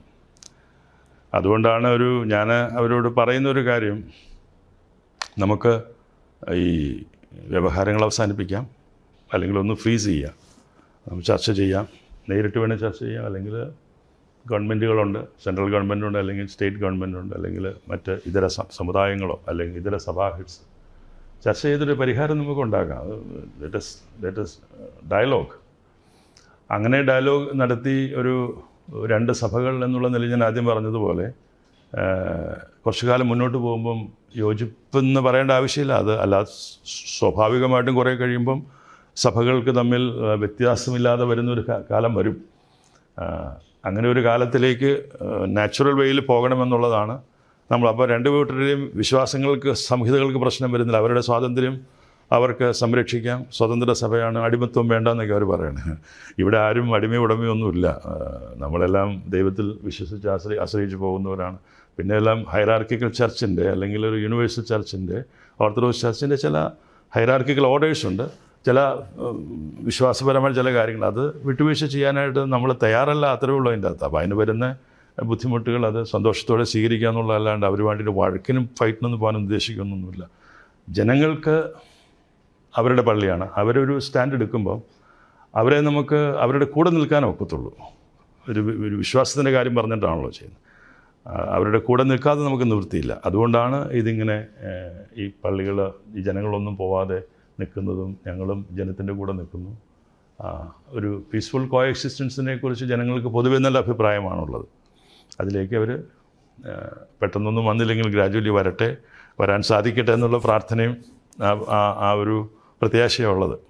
കാരണം ഇവർ സാധാരണ പറയുന്നത് ഈ ഓർത്തഡോക്സിൻ്റെ ഇത് പറയുന്നത് നമ്മൾ പാത്രിക്കീസ് ബാബേനെയൊക്കെ തിരഞ്ഞെടുക്കുമല്ലോ. അപ്പോൾ അവർ പറയുന്നത് യൂഷ്വലി ദാറ്റ് ഹാപ്പൻസ് അവിടുത്തെ ഡെമസ്കസോ അല്ലെങ്കിൽ നമ്മുടെ പുറത്തുള്ള എന്താ പറയുക തിരുമേനിമാരുടെ കയ്യിൽ നിന്ന് അവരുടെ അതിൽ നിന്ന് സെലക്ട് ചെയ്യുന്നത്. That doesn't happen. ലൈക്ക് ഇവിടുന്ന് ഇന്ത്യയിൽ നിന്ന് ഇപ്പം വരെ ഒരാളെ അങ്ങനെ സെലക്ട് ചെയ്തിട്ടില്ല. അപ്പോൾ അവരതാ പറയുന്നത്. അപ്പോൾ നമ്മൾ ഇവരെല്ലാം സെക്കൻഡ് ക്ലാസ് ഒരു സിറ്റിസൺ ആയിട്ടാണ് കൺസിഡർ ചെയ്യുന്നതെന്നാണ് ഇവരുടെ പറയുന്നത്. ബേസിക്കലി അവരുടെ സ്റ്റേറ്റ്മെൻറ്റ് അതാണ്. അപ്പോൾ അതിലെന്തെങ്കിലും ഒരു ട്രൂത്ത് ഉണ്ടോ?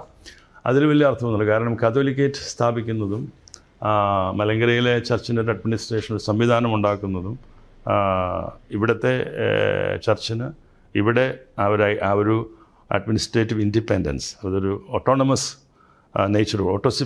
ഓട്ടോണമസ് നേച്ചറോടുകൂടി കാര്യങ്ങൾ ചെയ്യാനുള്ള പൂർണ്ണ സ്വാതന്ത്ര്യം നമുക്കുണ്ട്. അവിടെ പേട്രിയാർക്കിൻ്റെ അംഗീകാരം വാങ്ങിക്കേണ്ട ചില കാര്യങ്ങളുണ്ട്, വളരെ മേജറായിട്ടുള്ള കാര്യങ്ങൾക്ക് മാത്രം. അല്ലാത്ത കാര്യങ്ങൾക്കെല്ലാം ഇവിടെ പൂർണ്ണ സ്വാതന്ത്ര്യമുണ്ട്. 2 ചർച്ചായിട്ട് പോവുക എന്നുള്ളതാണ് ഇതിനൊരു ശാശ്വത പരിഹാരം എന്ന് പറയുന്നത്. അവിടെ ഓറിയൻ്റൽ ഓർത്തഡോക്സ് ചർച്ചസ് ഉണ്ട്, അല്ലെങ്കിൽ പല ക്രിസ്ത്യൻ വിഭാഗങ്ങളുണ്ട്. അപ്പോൾ അവരുമായിട്ടൊക്കെ ഉള്ള ഒരു സൗഹൃദത്തിലും സ്നേഹത്തിലും യോജിച്ച് പ്രവർത്തിക്കാവുന്ന മേഖലകളും പല വ്യത്യാസങ്ങളില്ലാത്തതുകൊണ്ട് ഇപ്പോൾ കത്തോലിക്ക സഭയിൽ പോപ്പിൻ്റെ കീഴിൽ ഇവിടെ തന്നെ 3-4 റീത്തുണ്ട്. എത്രയോ ചർച്ചസ് അവിടെ, മലങ്കര, അതുപോലെ തന്നെ ലാറ്റിൻ സീറോ, മലങ്കര. അപ്പോൾ അങ്ങനെ എല്ലാം ഉള്ളതുപോലെ തന്നെ ഇവിടെയും 2 സഭകളായിട്ട് നിൽക്കാൻ സാധിക്കും. ഈ പേട്രിയാർക്കിനെ അംഗീകരിച്ചുകൊണ്ടുള്ള സഭ, അല്ലെങ്കിൽ പേട്രിയാർക്കിനെ ഓർണമെൻ്റൽ ഹെഡായിട്ട് അംഗീകരിച്ചുകൊണ്ടവർക്ക് വേണ്ടി ചെയ്യാം. അവരുടെ പരമാധികാരം ഉറപ്പിച്ചുകൊണ്ട് അങ്ങനെ വേണമെന്നുണ്ടെങ്കിൽ അത് നമ്മളെല്ലാത്തിനും തയ്യാറാണ്. പേട്രിയാർക്ക് അതിന് തയ്യാറാണ്. പക്ഷേ ഈ നിലയ്ക്ക് പോകുന്ന ഒട്ടും ശരിയല്ല എന്നുള്ളൊരു വിശ്വാസത്തിലാണ് എനിക്ക് തോന്നുന്നത്. എല്ലാവരും അങ്ങനെ തന്നെ വിശ്വസിക്കുന്നത്. അപ്പോൾ ഒരു പരിഹാരം ഉണ്ടാവണം. അതിന് ലീഗൽ ബാറ്റിൽ ഒരു ശാശ്വത പരിഹാരമല്ല എന്ന് കോടതി തന്നെ പറഞ്ഞിട്ടുണ്ട്. അപ്പോൾ ആ നിലയ്ക്ക് ഒരു പീസ്ഫുൾ കോഎക്സിസ്റ്റൻസ് എന്നുള്ളതൊരു ഡിക്ലൈഡ് ആയിട്ടുള്ള ഞങ്ങളുടെ ഒരു അംഗീകരിച്ചിരിക്കുന്ന, എല്ലാ തലത്തിലും അംഗീകരിച്ചിരിക്കുന്ന ഒരു ഫോർമാറ്റാണ്, ഒരു ഫോർമുലയാണ്. അതാണ് ഇതിൻ്റെ ഒരു ശാശ്വത പരിഹാരമായിട്ട് ഞാനും കാണുന്നത്. അപ്പം അതിന് വേണ്ടിയിട്ട് ഈ പറഞ്ഞതുപോലെ ചർച്ചകൾ ആരംഭിക്കണം. അതിനൊരു ക്രിസ്തീയ മനോഭാവത്തോടു കൂടിയുള്ള ഒരു ഇതിലേക്ക് വരണം. ലീഗൽ ഫ്രെയിമിൽ നിന്ന് അവർ പുറത്ത് വരാൻ സാധിക്കണം അവർക്ക്. അതിന് അവർക്ക് പുറത്തേക്ക് വരാൻ പറ്റിയാൽ ഈ ഞങ്ങളുടെ കൈവശിരിക്കുന്ന പള്ളികൾ പിടിച്ചെടുക്കണമെന്നുള്ള അവർ മൈൻഡിൽ നിന്ന് ഒരു മൈൻഡ് സെറ്റ് മാറ്റിയെടുക്കണം അവർ. അങ്ങനെ വിശ്വസിക്കുന്ന ധാരാളം ബിഷപ്സും ലീഡർഷിപ്പിലും വൈദികരിലും ഒരു വലിയ വിഭാഗം ജനങ്ങളിലും ഉണ്ട്. This is not a Christian way. അത് മറ്റ് സമുദായങ്ങളുടെ മുമ്പിലും മറ്റ് ഇതര സഭകൾക്കിടയിലും അതുപോലെ തന്നെ മതമില്ലാത്ത ഒത്തിരി ആൾക്കാരുണ്ട്. അവരുടെ എല്ലാം ഇടയിൽ ഇതൊരു വലിയൊരു ചർച്ചാ വിഷയമാണ്. ബീയിങ് ക്രിസ്ത്യൻ, അതിൽ എന്തെങ്കിലുമൊക്കെ ഒരു ക്രിസ്ത്യൻ വാല്യൂസ് നമ്മൾ പുൽപ്പിറ്റി പറയണത് കൂടാണ്ട് പറയണത് കുറച്ചെങ്കിലുമൊക്കെ പ്രാവർത്തികമാക്കണ്ടേ. അപ്പോൾ അതിലേക്ക് അവർ വരണം. അവർ അങ്ങനെ വരുമെന്നുള്ള പ്രതീക്ഷയിലാണ് ഞാനിപ്പോഴും ഇരിക്കുന്നത്. പേട്രിയാർക്ക് അത് ഇവിടെ ഒരു കത്തോലിക്കേറ്റ് വന്നതുകൊണ്ടാണ്. പേട്രിയാർക്കിനെ എപ്പോഴും സെലക്ട് ചെയ്യുന്ന പണ്ട് ഇപ്പോൾ ഈ പോപ്പിനെ ഇറ്റലിയിൽ നിന്ന് മാത്രമല്ല സെലക്ട് ചെയ്യുന്നുണ്ടായിരുന്നുള്ളൂ. കുറേ വർഷങ്ങളായിട്ട് അങ്ങനെ അതൊക്കെ മാറിയിട്ട് അതൊന്നും ആളായിട്ടില്ല. എനിക്ക് തോന്നുന്നത് ബെനഡിക്റ്റിന് മുമ്പുണ്ടായിരുന്ന ജോൺ പോളണ്ടിൽ നിന്ന് വന്ന ബിഷപ്പാണ് വളരെ നാളുകൾക്ക് ശേഷം അങ്ങനെ ഒരു പോപ്പ് വരുന്നത്. എന്നാൽ അവിടുത്തെ ഇപ്പോഴുള്ള ഒരു അണ്ടർസ്റ്റാൻഡിങ്, ദാറ്റ്സ് ആൻ അണ്ടർസ്റ്റാൻഡിങ്. ഇവിടെ നിന്ന് ആരും പാടില്ല എന്നൊന്നും പറഞ്ഞിട്ടില്ല. അപ്പം സിറിയയിൽ നിന്നുള്ള അല്ലെങ്കിൽ ആ ഒരു സിറിയൻ ചർച്ചിൻ്റെ ഒരു ഉറവിടമുണ്ടല്ലോ, സിറിയൻ ഓർത്തഡോക്സ് ചർച്ചിൻ്റെ, അവിടെ നിന്നുള്ളവർ മതി എന്നുള്ള അണ്ടർസ്റ്റാൻഡിംഗ് ആണ് ഇപ്പോൾ ഉള്ളത്. അത് ഇവിടെ ഒരു കാതോലിക്കേറ്റ് ഉള്ളതുകൊണ്ടും ഇവിടുത്തെ ഭരണത്തിന് വേറെ സംവിധാനം ഏർപ്പെടുത്തിയിട്ടുള്ളതുകൊണ്ട് അങ്ങനെ മതി എന്നുള്ളതാണ്. അതിനെ സെക്കൻഡ് ക്ലാസ് സിറ്റിസൺസ് ആയിട്ടോ അല്ലെങ്കിൽ കുറച്ചുകൂടെ ഗ്രേഡ് കുറഞ്ഞതായിട്ട് കാണുന്നത് അത് അപകർഷതാ ബോധം കൊണ്ട് അങ്ങനെ തോന്നുന്നതാണ്. നമുക്കങ്ങനെയൊന്നും തോന്നിയിട്ടില്ല. നമ്മളങ്ങനെ ഒരു സ്ഥാനത്തിന് വേണ്ടി നമ്മളങ്ങനെ അതിലേക്ക് വേണ്ടി ഇതുവരെ ബാധിച്ചിട്ടില്ല. ഇപ്പോൾ യൂണിവേഴ്സിറ്റി സിനഡൊക്കെ കൂടുമ്പം വേണമെങ്കിൽ ഞങ്ങൾക്ക് ഈ വിഷയങ്ങൾ ഗ്രേസ് ചെയ്യാൻ വേണമെങ്കിൽ, പക്ഷേ അതിൻ്റെ ഒരു ആവശ്യം വരുന്നില്ല. ഇവിടെ ഒരു സംവിധാനമുണ്ട്, ഇവിടെ ഒരു കത്തോലിക്കേറ്റുണ്ട്. അപ്പോൾ അതിൽ നമ്മുടെ ആൾക്കാർ തൃപ്തരാണ്. അപ്പോൾ അതുകൊണ്ട് അവർക്കുള്ള ഫീൽ ഞങ്ങൾക്ക് ആ വിഷയത്തിലില്ല. അവരുടെ ചർച്ചിൻ്റെ ഒരു ഇൻഡിപെൻഡൻസിക്ക് വേണ്ടിയിട്ട് പേട്രിയാർക്കിൽ നിന്നും വിട്ട് സ്വതന്ത്ര സഭ ആവുന്നതിന് വേണ്ടിയിട്ട് എസ്റ്റാബ്ലിഷ് സംവിധാനത്തെ എല്ലാ അർത്ഥത്തിലും അതിനെ ഡിഫെൻഡ് ചെയ്യേണ്ട ആവശ്യം അവർക്കുണ്ടല്ലോ. അതിനിങ്ങനെയുള്ള ചില വിദേശി അല്ലെങ്കിൽ അറബി അല്ലെങ്കിൽ അടിമ എന്നൊക്കെ പറഞ്ഞ് അതിനെ അവർ ചില ഫ്രേസുകൾ കൊടുത്ത് അങ്ങനെ അവരുടെ ആ ഒരു തീരുമാനത്തെ അല്ലെങ്കിൽ അവരിപ്പോൾ ആയിരിക്കുന്ന ആ ഒരു സംവിധാനത്തെ ന്യായീകരിക്കുന്നതിന് വേണ്ടിയിട്ട് പറയുന്നെന്ന് മാത്രമേ ഉള്ളൂ. അതിലപ്പുറത്തേക്കൊന്നും ഉള്ളതായിട്ട് ഞങ്ങൾക്കാർക്കും തോന്നിയിട്ടില്ല. തിരുമേനി, നമ്മുടെ ഈ സ്വന്തം ഇടവകയിലെ പള്ളിയിൽ അടക്കം ചെയ്യാൻ പറ്റാത്തൊരു വളരെ ഇമോഷണൽ ഇഷ്യൂ ആയിട്ടുണ്ട് വിശ്വാസികൾക്ക്. ഞാൻ ഈ അടുത്ത സമയത്ത് ഡോക്ടർ KG പൗലോസുമായിട്ട് സംസാരിച്ചപ്പോൾ അദ്ദേഹത്തിൻ്റെ അമ്മ മരിച്ച കാലത്ത് പറഞ്ഞു. അപ്പോൾ ഒരു വലിയ സംഘർഷം ഉണ്ടായി. അവസാനം അവർ ആ മൃതദേഹം മെഡിക്കൽ കോളേജിന് ദാനം ചെയ്യുക. കറക്റ്റാണ്. അപ്പോൾ അതിനെ നമ്മൾ അഡ്രസ്സ് ചെയ്യാൻ ചില സ്ഥലങ്ങളിൽ സ്ഥലം വാങ്ങി അവിടെ സെമിട്രി അങ്ങനെ എന്തൊക്കെ ചെയ്തിട്ടുണ്ടോ? അങ്ങനെ പല സ്ഥലങ്ങളിലും സെമിട്രി വേറെ ഉണ്ടാക്കിയിട്ടുണ്ട്. പിന്നെ അങ്ങനെയുള്ള ആ ഒരു ഘട്ടത്തിൽ നമ്മൾക്ക് അങ്ങനെയാണല്ലോ പിന്നെ ഒരു ചില ഒരു ഡെഡ് ബോഡി ഫ്യൂ വീക്സൊക്കെ കീപ്പ് ചെയ്യേണ്ട വന്നു. ആ ഒരു ഘട്ടത്തിലാണ് ഗവൺമെൻറ് ഒരു ബില്ല്, സെമിത്തേരി ബില്ല് കൊണ്ടുവന്നത്. ആ ബില്ല് വന്നതുകൊണ്ട് വലിയൊരു ആശ്വാസമായി. അതല്ലെങ്കിൽ ഈ പോയ പള്ളികളിലെല്ലാം ഈ വിഷയങ്ങൾ കത്തി നിൽക്കുമായിരുന്നു. അപ്പം അങ്ങനെ വരുമ്പം ഈ 60 പള്ളികൾ ഒഴിച്ചുള്ള അതിന് സമീപത്തുള്ള പള്ളികളിലൊക്കെ കൊണ്ടുപോയി അടക്കേണ്ടി വരും. അപ്പം സമീപത്തുള്ള ഓരോ പള്ളികൾ ഓരോന്ന് നഷ്ടപ്പെടുമ്പോൾ പിന്നെ സെമിത്തേരിയും പള്ളിയും നഷ്ടപ്പെടുന്ന ഒരു സാഹചര്യത്തിലേക്ക് പോകുമായിരുന്നു. അവിടെ ജനങ്ങൾ അവർക്ക് വേണമെങ്കിൽ അവിടെ നടത്താം. ഈ ഡോക്ടർക്ക് അമ്മയുടെ സംസ്കാരം, പക്ഷേ ഡോക്ടർ പറഞ്ഞൊരു കാര്യം ഇത്രയേ ഉള്ളൂ, എൻ്റെ അമ്മയുടെ സംസ്കാരം അവിടെ നടത്തുമ്പം അമ്മ മരിക്കുമ്പോൾ അവർ വിശ്വസിച്ച വിശ്വാസം ആ പുരോഹിതനുണ്ട്. ആ പുരോഹിതനത് ചെയ്യണം. അപ്പോൾ അവരുടെ വൈദികം ചെയ്തു കൊടുക്കാമെന്ന് പറഞ്ഞു. ഞങ്ങളത് നടത്തിക്കോളാം, പൂർണ്ണ ബഹുമതിയോട് നടത്തിക്കോളാം എന്ന് പറഞ്ഞു. അപ്പോൾ അമ്മ വിശ്വസിച്ച വിശ്വാസത്തിൽ മതി എന്ന് രണ്ടുപേരും ഡോക്ടേഴ്സാണ്, വൈസ് ചാൻസലേഴ്സാണ്, അവർ അങ്ങനെ തീരുമാനിച്ചു. അപ്പോൾ അതിനവർ സമ്മതിച്ചില്ല. അങ്ങനെയാണെങ്കിൽ അവിടെ അടക്കണ്ട എന്ന് തീരുമാനിച്ചു. അതിന് ശേഷമാണ് അങ്ങനെയാണെങ്കിൽ വേറെ എങ്ങും കൊണ്ടുപോകണ്ട, മെഡിക്കൽ കോളേജിൽ കൊടുക്കാമെന്നുള്ള തീരുമാനം എടുക്കുകയും അങ്ങനെ വളരെ വൈകാരികമായിട്ടൊരു വിഷയമായിരുന്നു ഇതൊക്കെ. അതൊക്കെ നമ്മൾ ഓവർകം ചെയ്യാൻ പറ്റിയത് ഒരു പരിധിവരെ സെമിറ്ററി ബില്ല് ഗവൺമെൻറ് കൊണ്ടുവന്നതുകൊണ്ട്. അതിലും അവർ കോടതി വിധിയിൽ ചില കാര്യങ്ങൾ സ്പെസിഫിക്കായിട്ട് പറഞ്ഞിരിക്കുന്നതുകൊണ്ട് പുരോഹിതൻ കർമ്മം നടത്തുന്നതിന് അവിടെയും അവരൊരു ചെറിയൊരു ലീഗൽ തടസ്സം വരുമെന്ന് പറഞ്ഞുകൊണ്ടാണ്. പിന്നെയും കോടതി പോയാൽ അപ്പം വീണ്ടും പ്രശ്നമാകുമല്ലോ. അതുകൊണ്ട് പുരോഹിതൻ 34 അനുസരിച്ചുള്ള കയറിയാൽ മതി എന്നുള്ള ഒരു ക്ലോസ് അതിൻ്റെ അകത്ത് വെച്ചു. അതുകൊണ്ട് പരിമിതി ഉണ്ടെങ്കിൽ നമ്മളിപ്പോൾ അതിൽ യൂസ്ഡായി. ഇപ്പോൾ എന്തായാലും അടക്കാൻ പറ്റുന്നുണ്ട്, ആളുകൾക്ക് കയറാം, വൈദികർക്ക് കയറാൻ പറ്റുന്നില്ല എന്നുള്ളൊരു പ്രശ്നം ഇപ്പോഴും ഉണ്ട്. ഈ മരിച്ചുപോയ പിന്നെ ആത്മാക്കളുടെ രക്ഷ, അല്ലെ ആത്മാക്കളുടെ ഈ ഓരോ വർഷം മെമ്മോറിയൽ സർവീസും ഒക്കെ ഹിന്ദുക്കൾക്ക് ഉള്ളതുപോലെ തന്നെ നമ്മൾക്ക് വളരെ പ്രധാനപ്പെട്ടതാണ്. അത് നിഷേധിക്കുന്നു എന്നുള്ളതിൻ്റെ ഒരു വിഷമം ആളുകളുടെ മനസ്സിലുണ്ട്. എന്നാലും അവരെല്ലാം സാഹചര്യത്തിനനുസരിച്ച് നമ്മളുടെ കൂടെ വളരെ സ്ട്രോങ് ആയിട്ട് അങ്ങ് നിൽക്കുക എല്ലാവരും. സെമിത്തേരി വേറെ പുതിയതായിട്ട് സെമിത്തേരികൾ പണി അങ്ങനെ അത് അത്ര എളുപ്പമല്ല. ഈ സെമിത്തേരി സാങ്ഷൻ കിട്ടാനൊക്കെ വലിയ പാടാണ്. ഒരു പള്ളി പണിയുന്ന പോലെയല്ല. പള്ളിയൊക്കെ എല്ലായിടത്തും പണിതു, പോയ സ്ഥലങ്ങളിലൊക്കെ പുതിയ പള്ളികളൊക്കെ വെച്ചു. സെമിത്തേരി അതുപോലെ നമുക്ക് കിട്ടത്തില്ല, സാങ്ഷൻ കിട്ടത്തില്ല. അതുകൊണ്ട് പിന്നെ കോമൺസ് എല്ലാവരും അങ്ങനെയുള്ളതൊക്കെ പലയിടത്തുമൊക്കെ തുടങ്ങിയിട്ടുണ്ട്. ഇനിയും അങ്ങനെ തുടങ്ങാൻ ആഗ്രഹിക്കുന്നുണ്ട്. അതിനൊരു ശാശ്വത പരിഹാരം ഉണ്ടായില്ല എന്നുണ്ടെങ്കിൽ. ഈ 80കളിൽ എന്തോ രണ്ട് കൂട്ടരും തമ്മിൽ വടക്കൻ കേരളത്തിൽ എന്തോ ഒരു കോംപ്രമൈസ് എത്തുകയും ഒരു സെൻസസ് എടുത്തിട്ട് പത്രിയാർക്കീസിന് ഭൂരിപക്ഷമുള്ള പള്ളികൾ അവർ ചെയ്യും. പക്ഷേ ഓർത്തഡോക്സുകാർക്ക് അവർ 100 കൊല്ലം കഴിഞ്ഞുള്ള അവരുടെ പോപ്പുലേഷൻ എത്രയായിരിക്കും എന്ന് വെച്ചാൽ പള്ളി പണിത് കൊടുക്കുകയൊക്കെ ചെയ്താൽ ഒരു ഇതുണ്ടായിരുന്നു. ഇപ്പോഴും അവിടെ സമാധാനം അവിടെ വളരെ പീസ്ഫുള്ളാണ്. അതൊരു മലബാർ മോഡൽ എന്നാണ് ഞങ്ങൾ അതിനെ പറയുന്നത്. മലബാർ മോഡൽ. അന്ന് അവിടെയുള്ള ബിഷപ്സ് അതിൻ്റെ അകത്ത് ഇൻവോൾവ് ആയിരുന്നു, 2 വിഭാഗത്തിലെ ബിഷപ്സ്. അപ്പോൾ അങ്ങനെ ഓരോ പള്ളികളായിട്ട് അങ്ങനെ ഒരു ധാരണയുണ്ടാക്കി ചില പള്ളികൾ അവർക്ക് വിട്ടുകൊടുത്തു. അപ്പം നമ്മൾ വേറെ പള്ളി വെച്ചു. അപ്പം പുതിയ പള്ളി വയ്ക്കുന്നതിന് അവരും കൂടെ സഹകരിക്കും. അങ്ങനെ എല്ലാ പള്ളികളിലും ഓൾമോസ്റ്റ് ഓൾ ചർച്ചസ് അങ്ങനെ സെറ്റിൽ ചെയ്ത് 2ആയിട്ട് പിരിഞ്ഞു. പല പള്ളികളും ഒറിജിനൽ പള്ളി, ശരിക്കുള്ള പള്ളി നമുക്ക് കിട്ടി. ചിലത് അവരെടുത്തു, ചിലത് അവർക്ക് പണിത് കൊടുത്തു. 2 കൂട്ടരുടെ കൂടെ പണിതു. സെമിത്തേരി ഈ പറഞ്ഞതുപോലെ 2 കൂട്ടർ ഉപയോഗിക്കുന്നതുകൊണ്ട് അതിനോട് ചേർന്ന് തന്നെ വേറെ സ്ഥലം വാങ്ങിച്ചിട്ട് വേറെ സെമിത്തേരി സെപ്പറേറ്റ് ചെയ്തിട്ടുണ്ട്.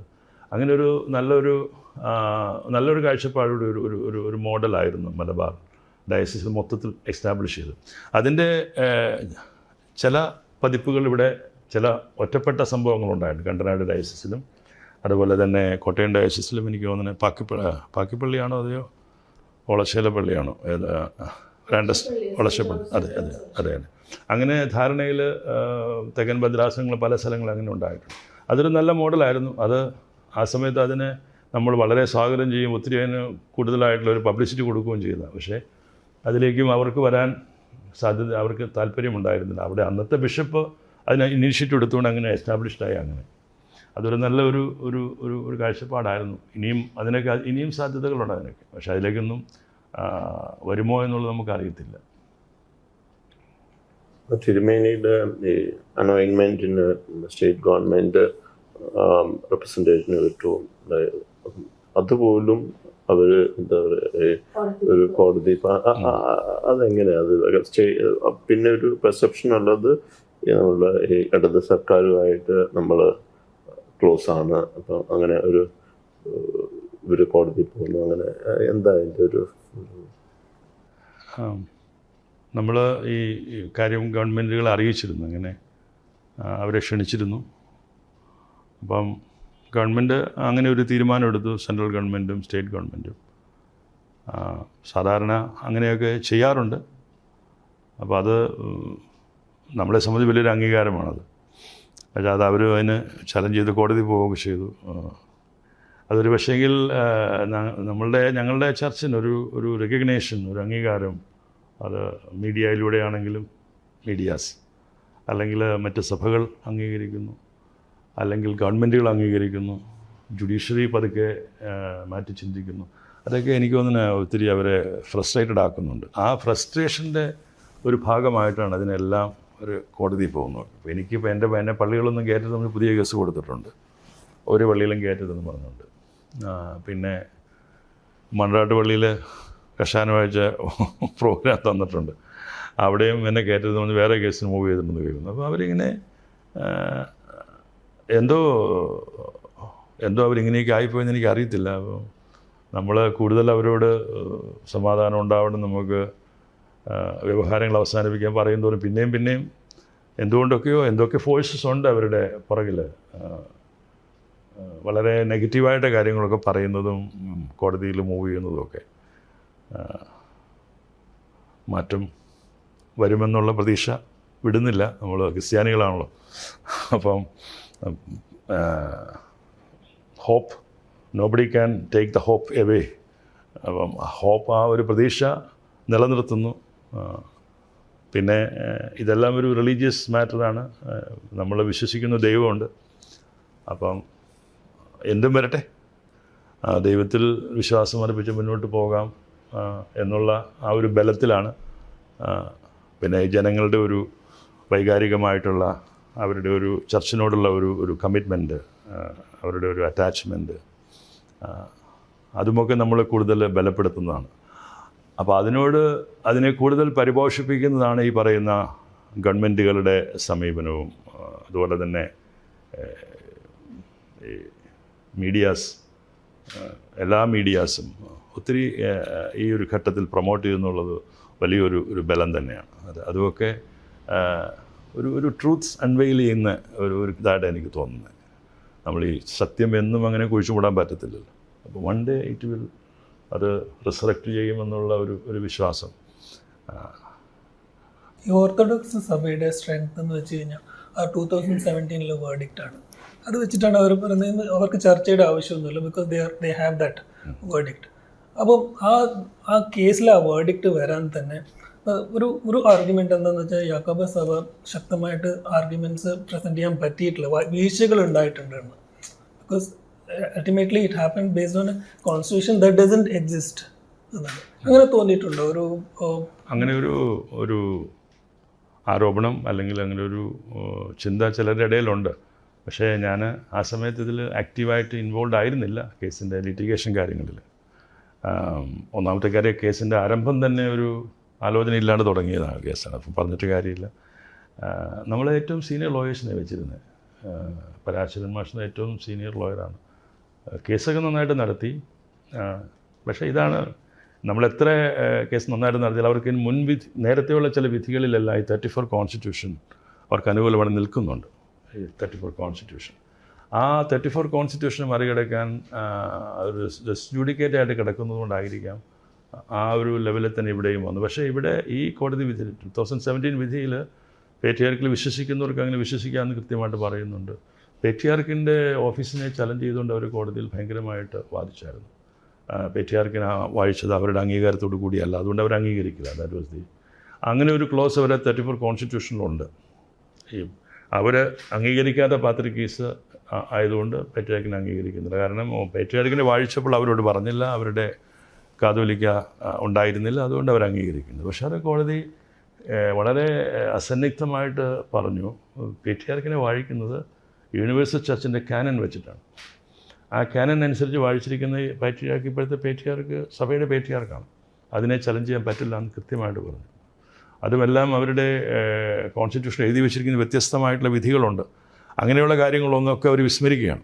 അപ്പോൾ ആ പേട്രിയാർക്കിനെ കൊടുക്കേണ്ടുന്ന റെസ്പെക്റ്റ് കൊടുത്ത് ചർച്ച ചെയ്യുന്നതിനൊന്നും അവർ തയ്യാറാവുന്നില്ല എന്നുള്ളതാണ് മനസ്സിലാക്കുന്നത്. അപ്പോൾ കോടതിയിൽ കേസ് നടത്തിയതിൽ പരാജയം സംഭവിച്ചെന്ന് പറയാൻ ഞാൻ ആളല്ല. രേഖകളാണല്ലോ പരിശോധിക്കുന്നത്. കോടതി പക്ഷേങ്കിൽ ഈ പറയുന്ന ഫെയ്ത്ത് മാറ്റേഴ്സിനെ സംബന്ധിച്ചൊക്കെ അവർക്ക് എത്രമാത്രം കാര്യങ്ങൾ ഗ്രഹിക്കാൻ പറ്റും. പിന്നെ ഈ കോടതിയിൽ ഒരു വിദേശാധിപത്യം എന്നുള്ള ഒരു കൺസെപ്റ്റ് അവർ ഹൈലൈറ്റ് ചെയ്തു. വിദേശാധിപത്യം അല്ലെങ്കിൽ ഒരു വിദേശിയായിട്ടുള്ള പൗരൻ ഇവിടുത്തെ ചർച്ചിൻ്റെ കാര്യങ്ങൾ കൈയടക്കി വെച്ചിരിക്കുന്നു എന്നുള്ളത് ഒരു നെഗറ്റിവിസം ഇന്നത്തെ ഭാരതത്തിൽ ഇന്ത്യയിലെ ഒരു രാഷ്ട്രീയ അന്തരീക്ഷമൊക്കെ വെച്ച് നോക്കുമ്പോൾ ജുഡീഷ്യറിയിലൊക്കെ അത് അല്പം അവർക്ക് ആ രീതിയിൽ മാറി ചിന്തിക്കാൻ ഒരു പക്ഷേങ്കിൽ പ്രേരണ കൊടുത്തേക്കാം എന്ന് ഞാൻ ചിന്തിക്കുന്നു.